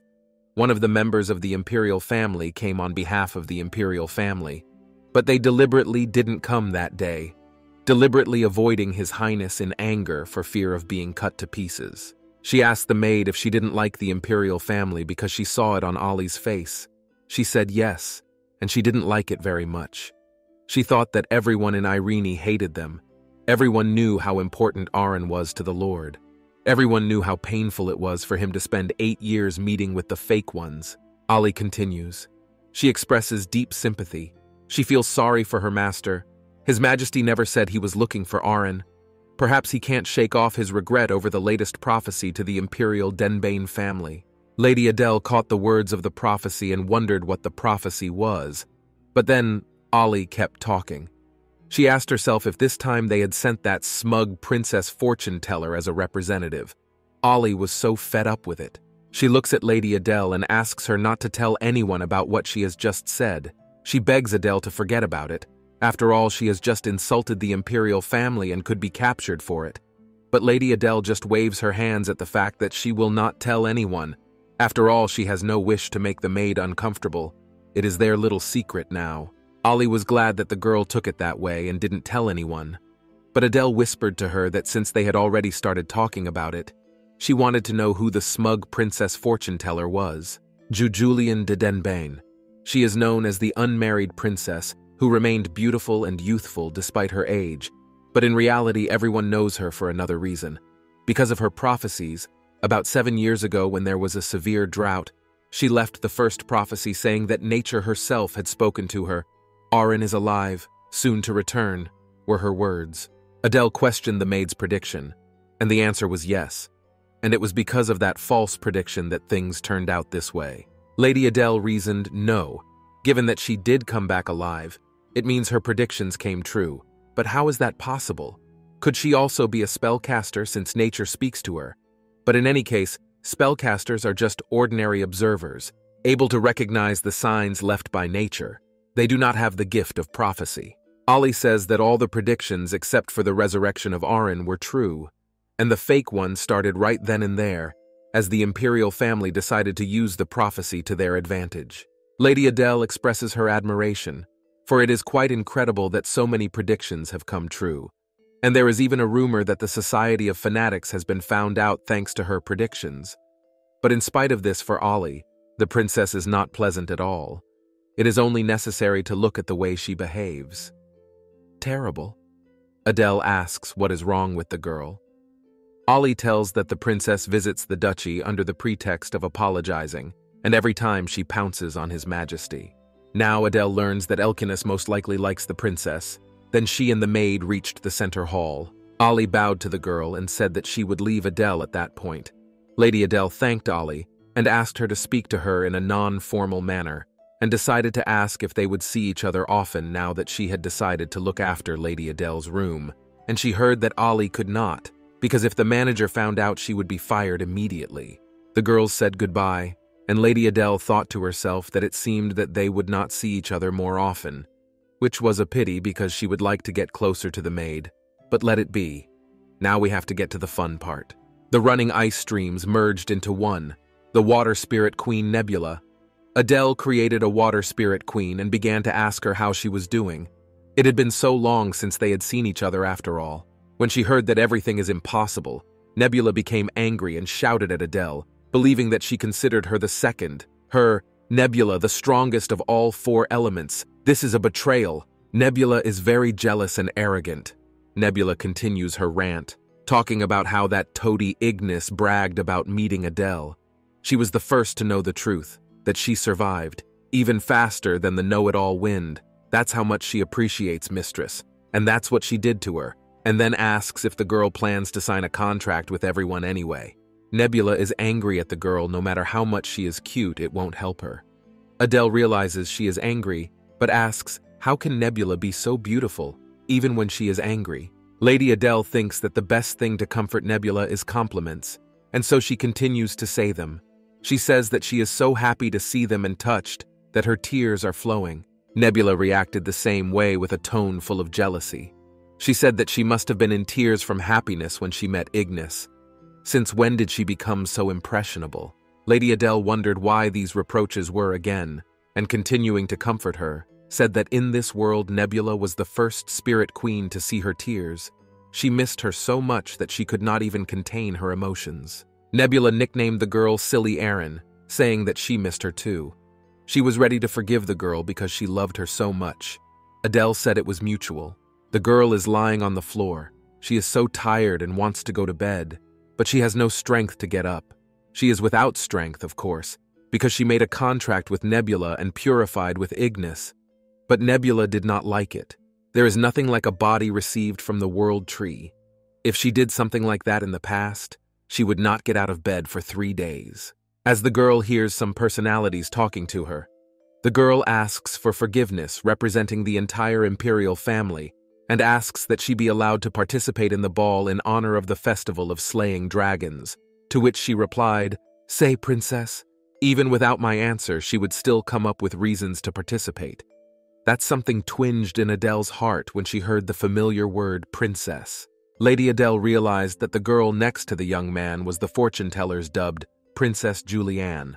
Elkanus said that he was well aware of the cowardice of the imperial family, which was doing the same thing year after year, while continuing to send him only a princess. But the girl asked him to wait and said that she was not sent to him. She came of her own accord because she wanted to see him. The princess took the Archduke's hand and informed him that today was a special day. For today she had a prophecy for Elkanus. The girl says that her first prophecy was to bring Aaron back to life, but this time she received another prophecy concerning Aaron. Elkanus is not destined to be with the dead Aaron, but he can find peace by meeting a new person. Lady Adele realizes that this is unbelievable. It completely coincides with the fact that she is reborn and wants to achieve. She did talk about believing that Elkanus will soon be able to come to terms with death and start a new life after all. The princess went on to say that because the Archduke need not worry, the predictions have always been correct, so he will probably find peace. Adele thought that the atmosphere was getting more and more frightening, and the moment to leave had already passed. But she decided that she would wait until Elkanus had left and then... But suddenly she noticed him. She noticed Elkanus looking directly at her, not taking his eyes off the girl. It threw her into a little confusion and even embarrassment. She didn't understand why he was looking at her so intently. Lady Adele is all thoughtful. She is trying to understand why he is looking at her, how long he has been looking at her.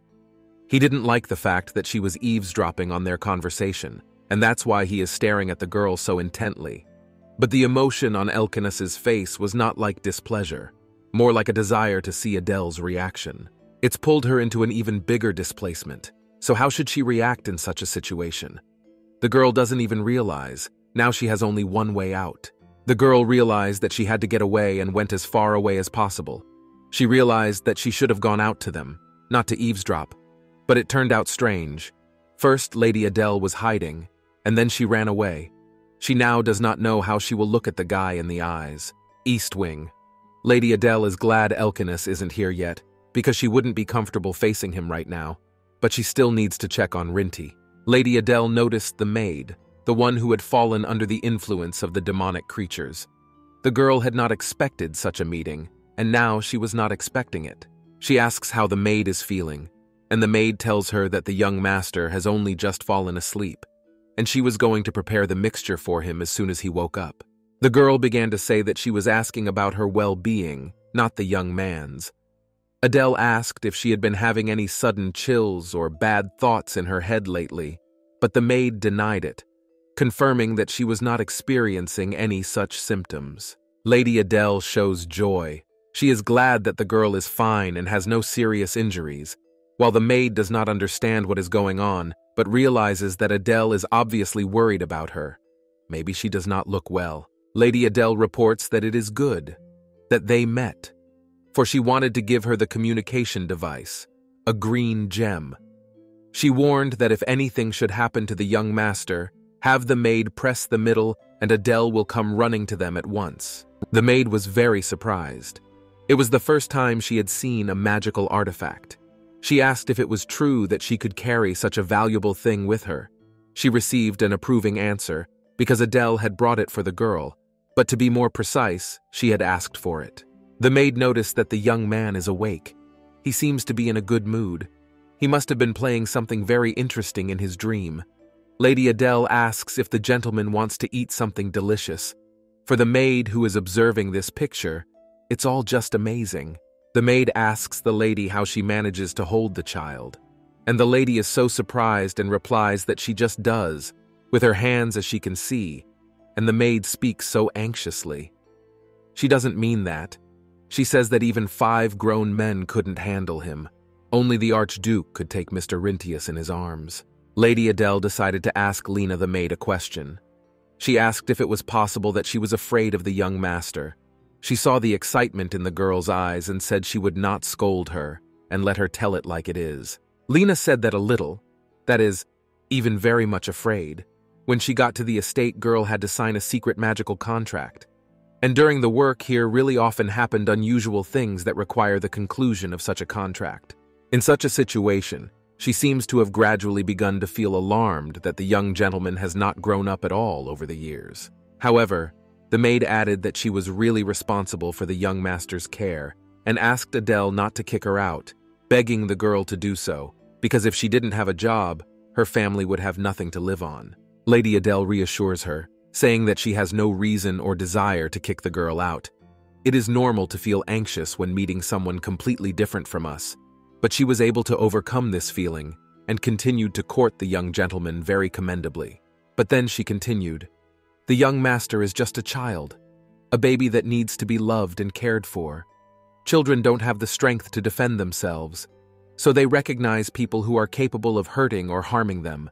Crying loudly, they do their best to resist, and as for the young master, Lady Adele thinks he was trying to influence the situation. Does that just mean that being around people who are afraid of him, he was just constantly trying to protect himself with his own strength, and after asking her about it, Lena isn't so afraid anymore?" The maid says yes. Now as soon as she imagines how lonely the little one was, she feels ashamed. Then Lady Adele asks if she would like to try to warm the little one in her arms, and she replies positively and asks the young master to come to her. Lena took the child in her arms, while mentally reassuring herself that she could handle it, that the young master was not so scary. She pressed the young master right to her heart. This is very striking for the girl. The baby even leaned on her, and now she can also hold him in her arms, as he felt that Lena is kind to him. It is a little shocking for the girl. But at the same time, she is glad that now she is not afraid of the baby and can safely hold him in her arms, just as she is glad that the boy trusts her. Lady Adele was very pleased to see the two so happy, but now it was time to head off to negotiate with Elkinus. Elkinus rolled his eyes and said that it was all very strange, for it seemed to him that since that day the girl had been trying to avoid him, and then she came and sat on the chair beside him, and Lady Adele answered. Asking what was strange, and since what day, he thought to himself that it would be a good idea to continue avoiding him if possible. But for Rintius's sake, she must speak to the Archduke. Elkinus noticed that Lady Adele was interested in the desserts and asked her about it. She said yes. It's amazing that with one strawberry you can make so many things, so many different and tasty dishes. It's amazing. Here, strawberries with cream, and here strawberry compote. The girl asks about the sandwiches and finds out that they are ordinary ham sandwiches with pork or turkey. So Adele realized that they are not with eggs and cucumbers as she thought before. She just thought that all aristocrats eat such sandwiches. The guy says that such sandwiches were mentioned in a novel that one of his friends liked to read. But in reality, this dish is quite rare, an amazing coincidence. The girl laughed, saying that their family is still very different from the high aristocracy. What a shame after all, Lady Adele said. She said that she was blamed for studying the noble culture on love novels, and suggested the Archduke also to try, because they have such an unusual taste in novels. But suddenly, she looked forward and saw Elkinus crying in front of her, hiding his face with his hand. She immediately asked if there was something bothering him, but the guy refused, saying that everything was completely normal, and that it was necessary to return to the topic of conversation, because she wanted to tell him something very important, if she had decided to come here.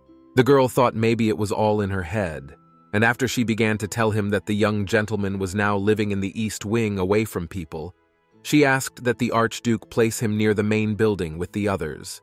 The boy asks why she proposes to change Rintia's quarters. The girl says that there are 3 reasons. Firstly, it is necessary for the protection of the young master. The East Wing is still quite far from the main building, so it will not be possible to react quickly to the situation. Even if something happens at night like last time, they will be able to ensure the safety of the child much faster if everything will be in the main building. And, secondly, it will be good if the relationship of servants will stop deteriorating. The boy interrupts the girl to ask if they've started to divide into groups. And then he learns that yes, Lady Adele herself has only heard about it. But it is said that the servants of the main building are shunned by their colleagues from the East Porch, and often speak ill of them.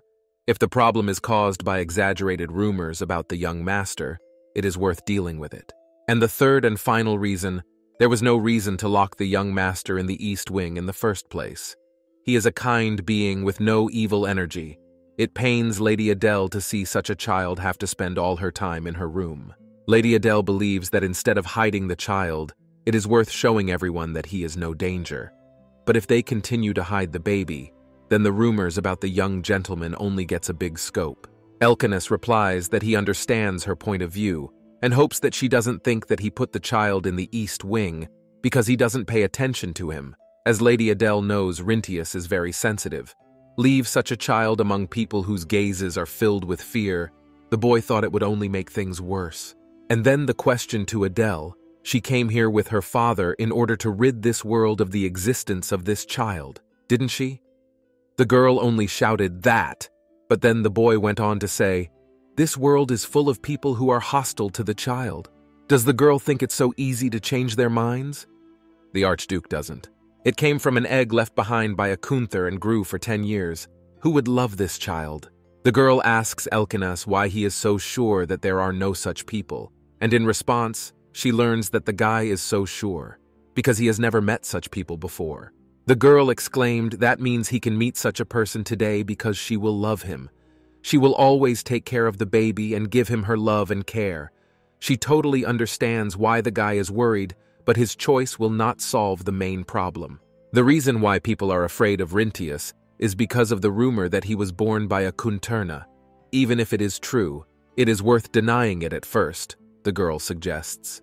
And it can be reported later, after the young people have opened their hearts to the young master. The guy clarifies, so she is now suggesting to make a false statement? The girl says it's just for starters. Revealing all the cards at the relationship building stage is not always a winning option. The girl also added that Elkinus should also give love and care to his son. This statement slightly shocked Elkinus. He did not expect to hear such words. The girl thinks to herself that she has known for a long time that the guy loves Rinti. He was the only one who was holding Rinti, who had closed himself off from everyone, and as soon as the baby was in danger, Elkinus was the first to come to his aid, even though he blames himself for creating a living creature in order to use it as a tool, and even though in reality, everything does not go as planned. The girl says that the Archduke wishes it himself, and smiling she looks at the boy, as if she has seen his brightest side. Elkinus smirked slightly and said, I thought he and Zephyr were different people, but they have the same ability to pry into other people's souls without their permission. The girl smiled, because it means that the guy cherishes Rintius, and said that now the guy will stop acting as if he wants to achieve something with the help of Rintius, and will give him his love and warmth. But the guy only looked angrily and irritatedly in the direction of the girl without uttering a word. All his positive emotions went for naught. The girl noticed the atmosphere around them. She realized that she had overreacted and said too much. He was in such a good mood, and she unknowingly started to demand everything, and the silence was a clear sign that he was thinking about killing her, or not killing her. The girl says she didn't think, but she didn't have bad intentions. But then she heard the guy say, I'll do everything you said, which surprised the girl a lot. The guy says he'll change the bedroom in the East Wing for a room in the main building and stop acting like he's using the child for his own greed, or to fulfill his own desires. Plus, Elkinus says, he might find another way to get his way, but the girl doesn't know what he means at the end of his conversation. He asked Adele to hand him the baby, and taking Rinty in his arms, he looks so content and even happier than usual. Elkinus has not yet lost his smile, and this scene makes a girl's heart touch. It's very cute. The girl is on her way. She thinks that the problem with Rintius's room is solved, and now it's time to go and try to cleanse the place where the fanatic's rituals take place. Elkinus is already cleansing with his sword, but the characteristic stench is still there, and it's so disgusting too. It's a very strange energy, says Lady Adele, because such demonic energy can be cleansed with Elkinus's sword, but the mark doesn't go away. The girl wondered if there was another spell, in which case it was definitely a decoy, one of the varieties of black magic. A decoy consists of two parts, a transmitter and a receiver. It is a kind of remote control magic, in which two objects are used in a pair. If you apply the magic to the transmitter, it will work on the receiver, located within a radius of 3 millers. That is, despite the fact that the objects are located far away from each other, the spell can be used again at any time, provided that both parts are intact. The spell is easily broken by destroying the transmitter or receiver. The problem is that the bait can be anything, be it a bird, a rock, or a tree. You'll have to use your brain. A normal mage wouldn't be able to find her. But not Adele. From soil to a little dust, from dust to eternity, the girl calls upon Teratonia, the queen of the earth spirits. The girl rushed into the queen's arms, for she missed her so much. Teratonia said she missed her all this time too. The queen of the earth is chief among the 4 spirit kings, the most divine spirit blessed by the world tree. Lady Adele's heart is at peace every time she is near a spirit. The girl came to her senses, telling herself that it was no time to relax, and asked Teratonia if she wanted to contract with her again. Teratonia says that she wants to stay with Auron, and that she is the only person she feels such love for. But this time she has to make one condition: careful treatment of her body, because on the day she sacrificed herself, her heart was in pain, as if she had lost a child, and it is terrible to imagine how much she was saddened by such a loss. The girl said how sorry she was, and promised not to give her any reason to be sad this time, which made Teratonia smile. She said she would trust the girl. The lady then asks Teratonia what she thinks it might be, and she says without a trace of doubt that it's a decoy. The weak point of this spell, she says, is the limited distance. She asks all the witnesses in the radius of effect. She calls out to the inhabitants of the earth to reveal what they saw that day. Lady Adele looks at the divine spirit and asks what she has learned. At the beginning of this month, Teratonia deduces, on the 7th day at dawn, about 3 o'clock, many stones were thrown here. The girl turned her attention to the stones. One stone caught her eye, from which she very clearly felt the evil energy. The lady uses magic to break it, trying to break it into small pieces so that no more spells can be cast. The girl didn't even think that they would use stones. Fanatics are really determined against the Archduchy. Teratonia draws the girl's attention to herself and points out to her an object with a very dark energy emanating from it. She moves it closer to them so she can examine it. Lady Adele was frightened because before them was a buns, a cursed puppet that allows you to control living beings. But in their case, instead of a puppet used corpses, the creatures of darkness will like it. So it is likely that such a buns will be much more effective than usual. And to ensure that the warrior could not detect it, used a lot of talismans with spells of concealment of identity.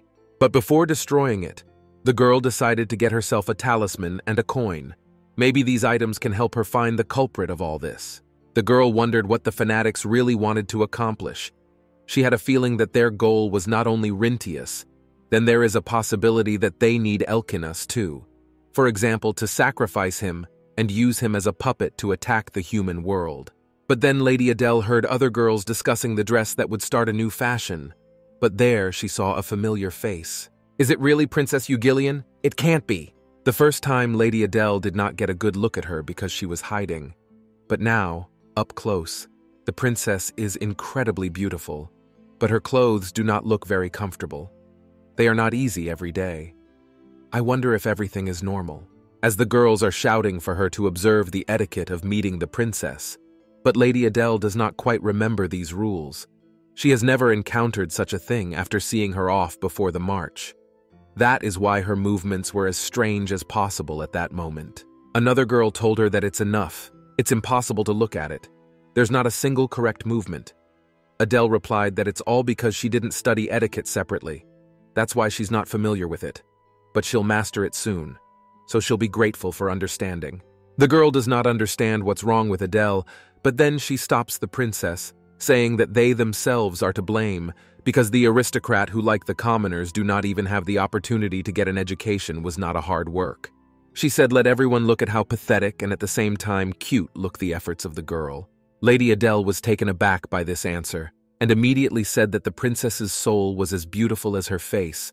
She was very grateful to the princess for being in her position and for calling her sweet. She also added that Her Majesty had given her strength, so next time she would be sure to greet them properly. One of the noble women of the princess began to shout that this behavior is a total outrage. But Lady Adele stopped listening to her at the moment when she realized that Lena called her. She was very scared that something could happen to Rintius, so she should return immediately. The girl turned away and started to run back. They wanted to stop her, asking where she was going in the middle of the conversation. The girl said that she had an urgent matter.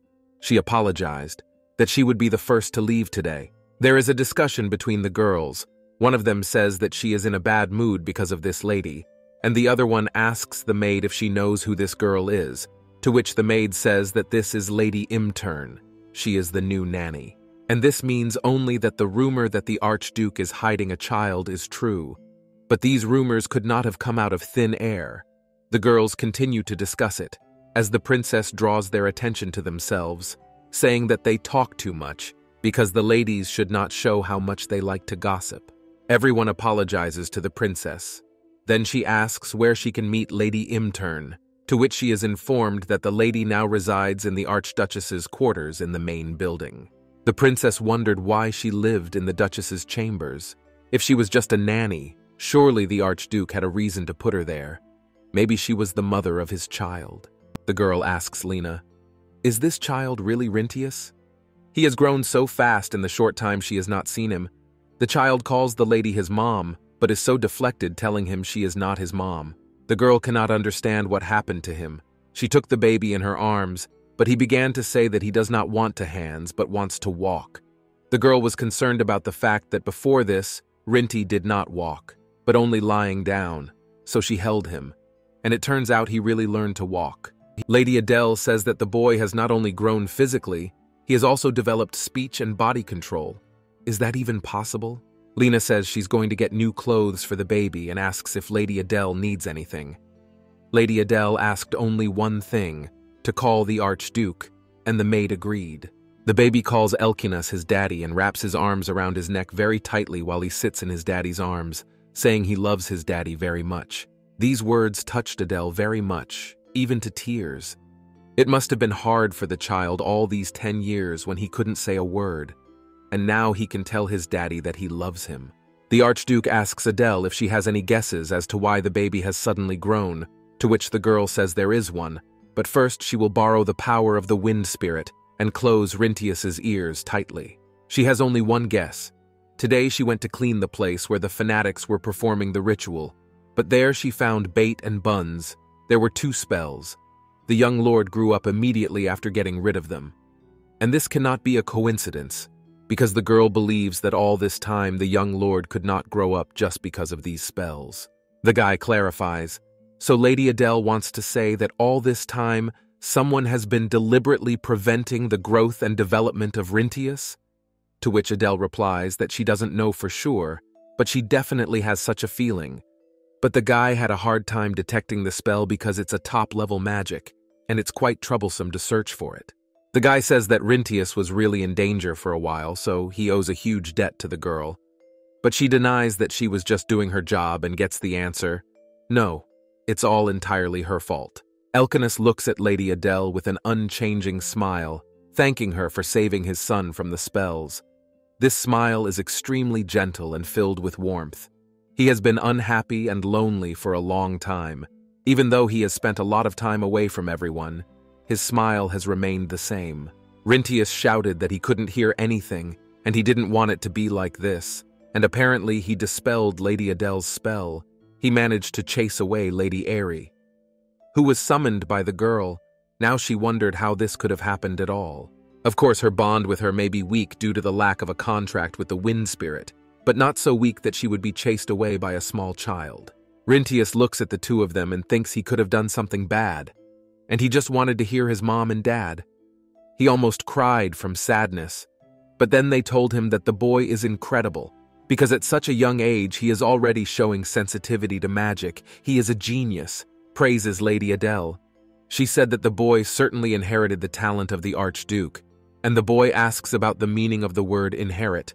From the story of his mom, he learns that he and the Archduke are alike, the same. Rintius liked it, because he could become as cool as Daddy and could become a spellcaster at all. The boy opened the book and began to look at it, saying that he was cool and that he was like Daddy. The maids noticed that the young gentleman is in a good mood today. It turns out that he is very happy to be grown up. Lady Adele thought that now it is necessary for the rumors to disappear and people to stop feeling hostility towards him. The lady herself offered Elkinas to refute the rumors that the child was born from an egg. But what should she say to make everyone believe? The girl does not understand much yet. Lady Adele told Lena and Ollie that the child was unable to grow because of a spell cast on it, and the maids were outraged, saying who could have done such a thing to the child. And they concluded that the rumors that the child had been born from a Caterna's egg and could not grow were false, and that the rumors about it coming from an egg left by a slain dragon were absurd in themselves. The maid says she's ashamed, because she partially believed those rumors, and when she saw that grown men couldn't handle him, she thought he was really different from the others because he was hatched from an egg. The second maid said that everything is possible. He is after all the son of the Archduke, and even the legend of the birth of His Majesty strikes the imagination.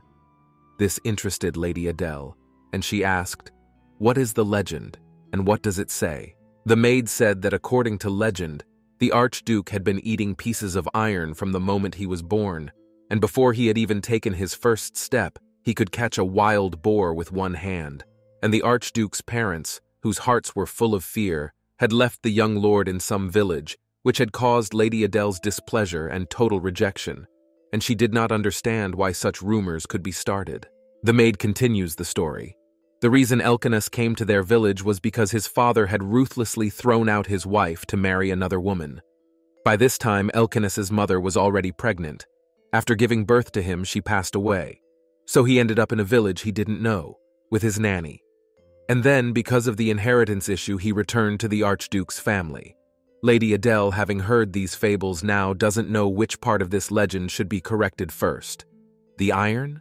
Lena further tries to clarify, so it turns out that all the rumors that the baby from the egg are made up, and he is actually the son of the Archduke. Lady Adele says that yes, all true. Then it turns out that 10 years ago the Archduke met with a girl, but still a child out of wedlock is much more believable than a child from the egg. Lady Adele thinks to herself, here she has dealt with the rumors about Kuntern, but now the strange gossip about Elkinas has begun. A maid came up to the girl and offered to help her with dinner preparations, and she agreed, thinking to herself that she didn't have another story to tell, so Elkinas would forgive her for that. The girl arrived for dinner, dressed in an elegant, beautiful, albeit very uncomfortable dress. To tell the truth, she was tired of dressing up before every meal. At the table, she noticed that Zephyr had joined them. She had already arrived, and if Ollie is to be believed, Her Majesty the Princess will arrive as well. The girl tries to remember her place according to etiquette. Elkinas and Zemfir hold out their hands to her, and she has no idea whose hand to take and what she should do now. She has not been prepared for such a thing yet. The girl thinks about who she should take by the hand, but then she decides to take Zephyr, as she is an unmarried lady with parents, and then she looked at the Archduke and said that he should not worry, because she knows her place. She did not study in vain before coming here. She was supported by Zephyr, saying that everything she does is right. Lady Adele sat down on the left where her seat was, and to the right of the person sitting at the head of the table should be someone of the same status as the princess. After being informed that Her Highness Princess Julian had arrived, everyone saw the princess in a gorgeous dress approach the table, while Lady Adele was confused by the fact that Elkinas was not accompanying the princess. Isn't that how etiquette should be? She wondered. Zephyr realized he would have to deal with this on his own. He placed his palm over his heart and began to greet the unrivaled Princess Jujulian de Denbane, saying that he was the count who owned the territories of Imterna, and asked her for the honor of allowing him to escort her to the table, bowing politely before her. The princess agreed and said that after meeting Lady Imtern, she was a little worried about the reputation of their family. But now she can be calm. It turned out that not all members of the Imtern family are characterized by terrible manners. The lady wondered if the princess had now deliberately humiliated her, if she had done something wrong and what she should say in such a situation. But then it was Elkinas's turn. He said that the princess seemed to have forgotten where she was, and that she was only a guest here, and that she had better not insult anyone as she did in the imperial palace. The princess averted her gaze and said the following, that such words hurt her a little, and she agreed that she should respect the honored guests of the Archduke. But when the lady noticed that the princess, as if the color of her eyes had changed, maybe she just imagined it.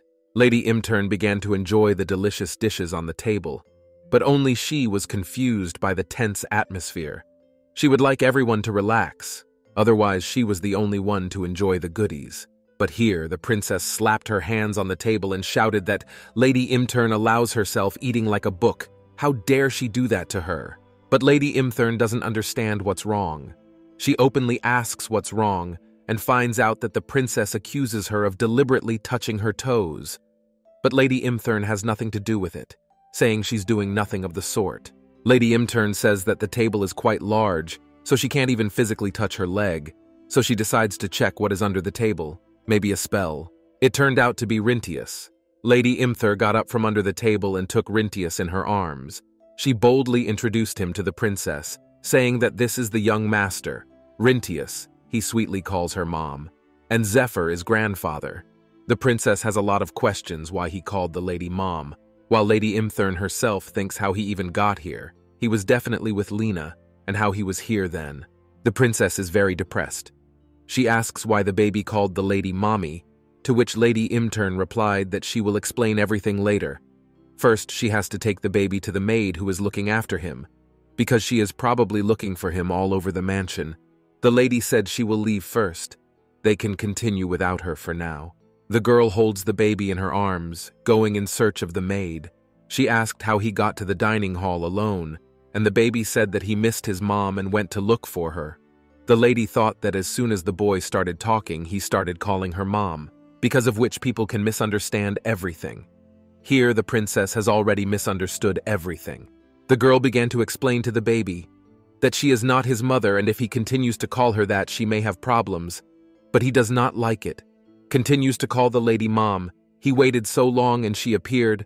Rintius explains that he prayed, and she came and saved him, so she is definitely his mother.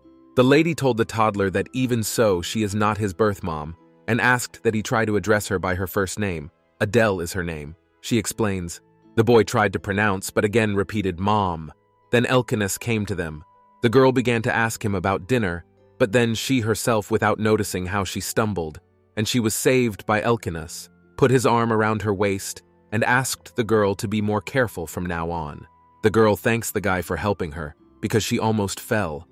In her mind, realizing the fact that Elkinus came to them because he was worried about Rinti, he repeated to be careful, because she could even hit her head, and the girl thanks him and promises to be more careful in the future. She asks Elkinus why he is here, and he says he was worried because Lady Adele always forgets to take care of herself. Elkinus says she left in a hurry before she even had time to eat properly. Elkinus said that since they were here, he would take them to their room. Lady Adele gave Rintius to the boy to hold. Elkinus noticed that the girl called the boy young master and told her that she could address Rintius in a less formal way in the future. She didn't work at the mansion, she just helped them. The princess is very angry at this behavior. She is angry because she is so powerful, and some lady allows herself to treat her like this. Zephyr shouted at Elkinus, saying how dare he make a mistress of his daughter, a mistress who gave birth to an illegitimate child, and how could he leave him alone with the princess? The guy denied it, saying that his son was more important than the princess. But Zephyr continued shouting, exclaiming that he could have said something before he left. The girl apologizes to the father. She told him that they were trying to figure out how the baby had made it to the dining hall on his own, and she asked him what the story was about the mistress, and learned that rumors had already spread throughout the estate. For Ryntius was not really the child of an egg. He is the child of Elkinus, and a certain lady from a minor aristocratic family who had taken a fancy to him, Zephyr said, continuing the story. Elkinus couldn't forget her, and so he welcomed his etiquette-challenged mistress to the manor as a nanny. The girl says it's just a rumor, and Zephyr doesn't pay much attention to it. Zephyr continues that the rumors were just rumors until they both started to confirm it with their behavior. The princess herself witnessed the two of them hugging and walking away as a married couple. Lady Adele interrupts them and says that there are more important things than rumors. She turns to her father and says that while he's here, can he look at something? A talisman and a buns. Zephyr examines the objects. He realizes that not much time has passed since the creation of the talismans, but the last buns seems to have broken up, so they decided to make a new one. On the objects themselves, there are many inscriptions attracting trouble to children under 3 years old. For example, after the birth of a child worsens the financial situation of the family, and the baby stops growing normally. That's what this spell is for. Lady Adele realized that all her guesses were correct, and asked Zephyr to look at the object, as she was also at the scene of the crime, so she thought it might tell her where to look for the culprit. Elkinus saw the seal of Cephalo County on the object, and the girl wondered if those who had done it could not have just dropped the coin here and left a trace of it behind. It seemed as if they wanted to blame the Cephalo clan for everything. Zephyr says that the real culprit is likely to be either a person who holds a grudge against them or one of their own who has decided to betray the clan. One of two things. In any case, he had heard that the Cephalo family had put many things on the black market due to the worsening financial situation of the family. In case they were running out of power, any outsider could easily get the seal, Elkinus said. He knew about it because Irene was under his control, so no wonder he knew about it. Zephyr tells the girl to find out more first, asking for the Cephalo family's support. But Elkinus stops him, saying that the debut will take place right at the estate and they don't need any Cephalo support. Zephyr doesn't understand what Elkinus is thinking, because his debut at the Archduke's estate will only strengthen the rumor that Lady Adele is the Archduke's mistress. Maybe he did it on purpose. Zephyr said that you could just use the holy sword to turn the soil over and that's it, to which the girl found a reason why the Lord didn't do that. Maybe using Kelfin would weaken Elkinus's powers, she suggested. They are waiting for Elkinus to fall. He must be exhausted. Elkinus is human too, so we must help him, says Lady Adele. Zephy replies that she is so weak in front of Elkinus. Zephyr really liked Ryntius. He was so cute, not like his dad. The girl said she knew he would like the boy, then said he was incredibly sensitive to spirit energy, so he must have taken after Elkinus. The girl continued. He not only resembled Elkinus, but was far more capable than him. The kid chased away the summoned Lady Adele Irene with just a motion of his hand. Zephyr says that no matter how much he looks like Elkinus, it is almost impossible to be born with such a powerful force. It would seem Zephyr remembered something important. Zephyr said he was tired and needed to go. He said goodbye to the girl and ran to Elkinus. After all, he could be the culprit of everything. Zephyr ran up to the Archduke without even knocking on the door. He was very angry because his guess was probably true. Zephyr asked Elkinus only one question in a raised voice. Did you put something else besides your own blood in the Kuntern egg? Zephyr demands that the boy answer immediately and continues to ask why, despite the fact that, unlike other dragons, the compatibility of Kunterna with spirits tends to 0. Ryntius, born from the egg, has even more power than Aaron. Did the boy put Aaron's corpse in the Kunterna egg? Elkinus replies that yes, you should not underestimate the insight of a dragon that has been around for a very long time. After these words, Zephyr took him by his clothes and held him tightly, shouting at the guy, "Is he even in his right mind to do such things to Aaron's body?" The guy asks what he means by the word disgusting things. Does the guy think that he did strange experiments on her body?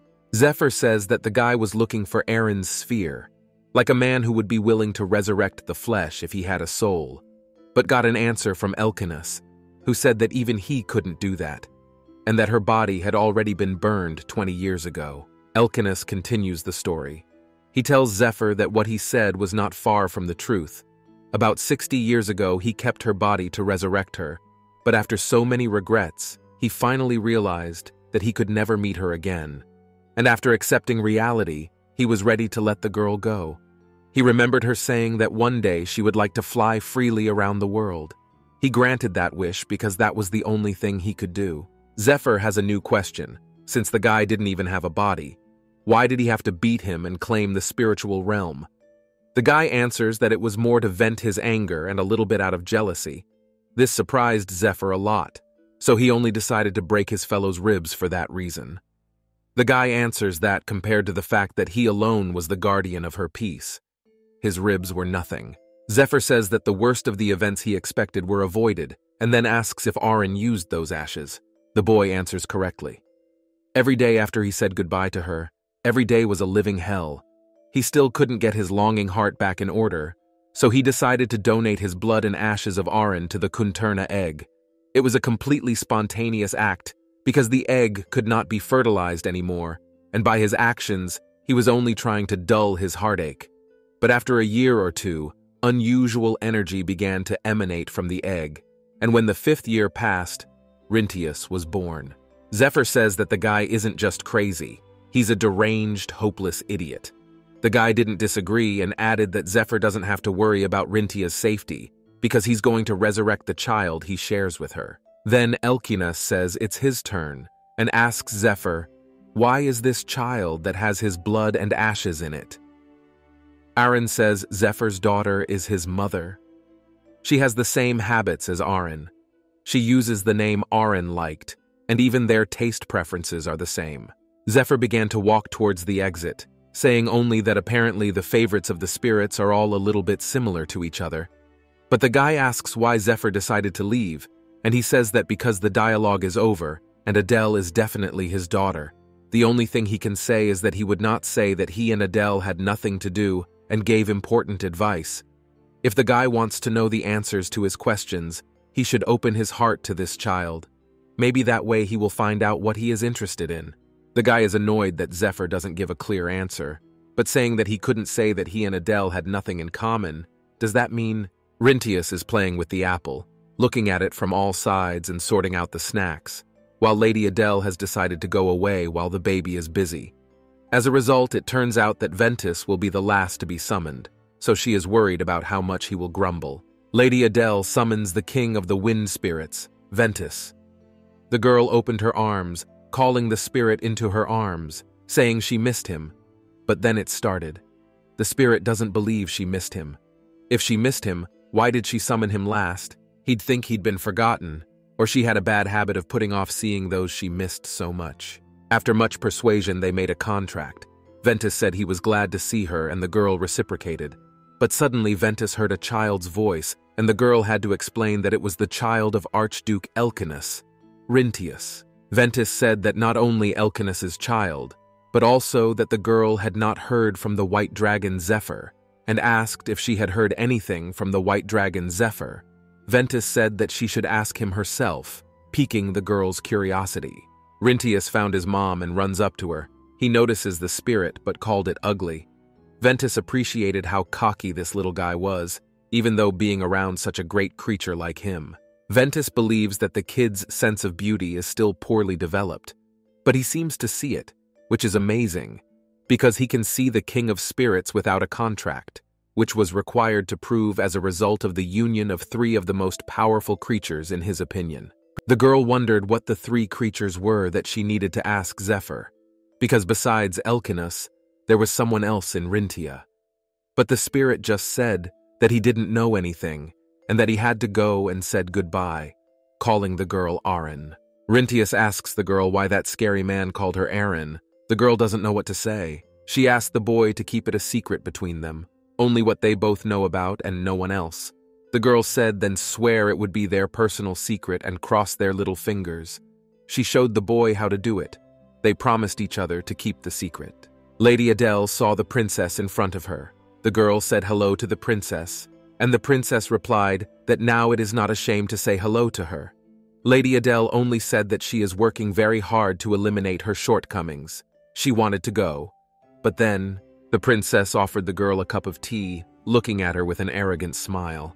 The girl, of course, followed the princess because she had no reason to refuse, but she did not understand why the princess called her at all. Was it because Elkinus caught her when she almost fell and the princess saw it?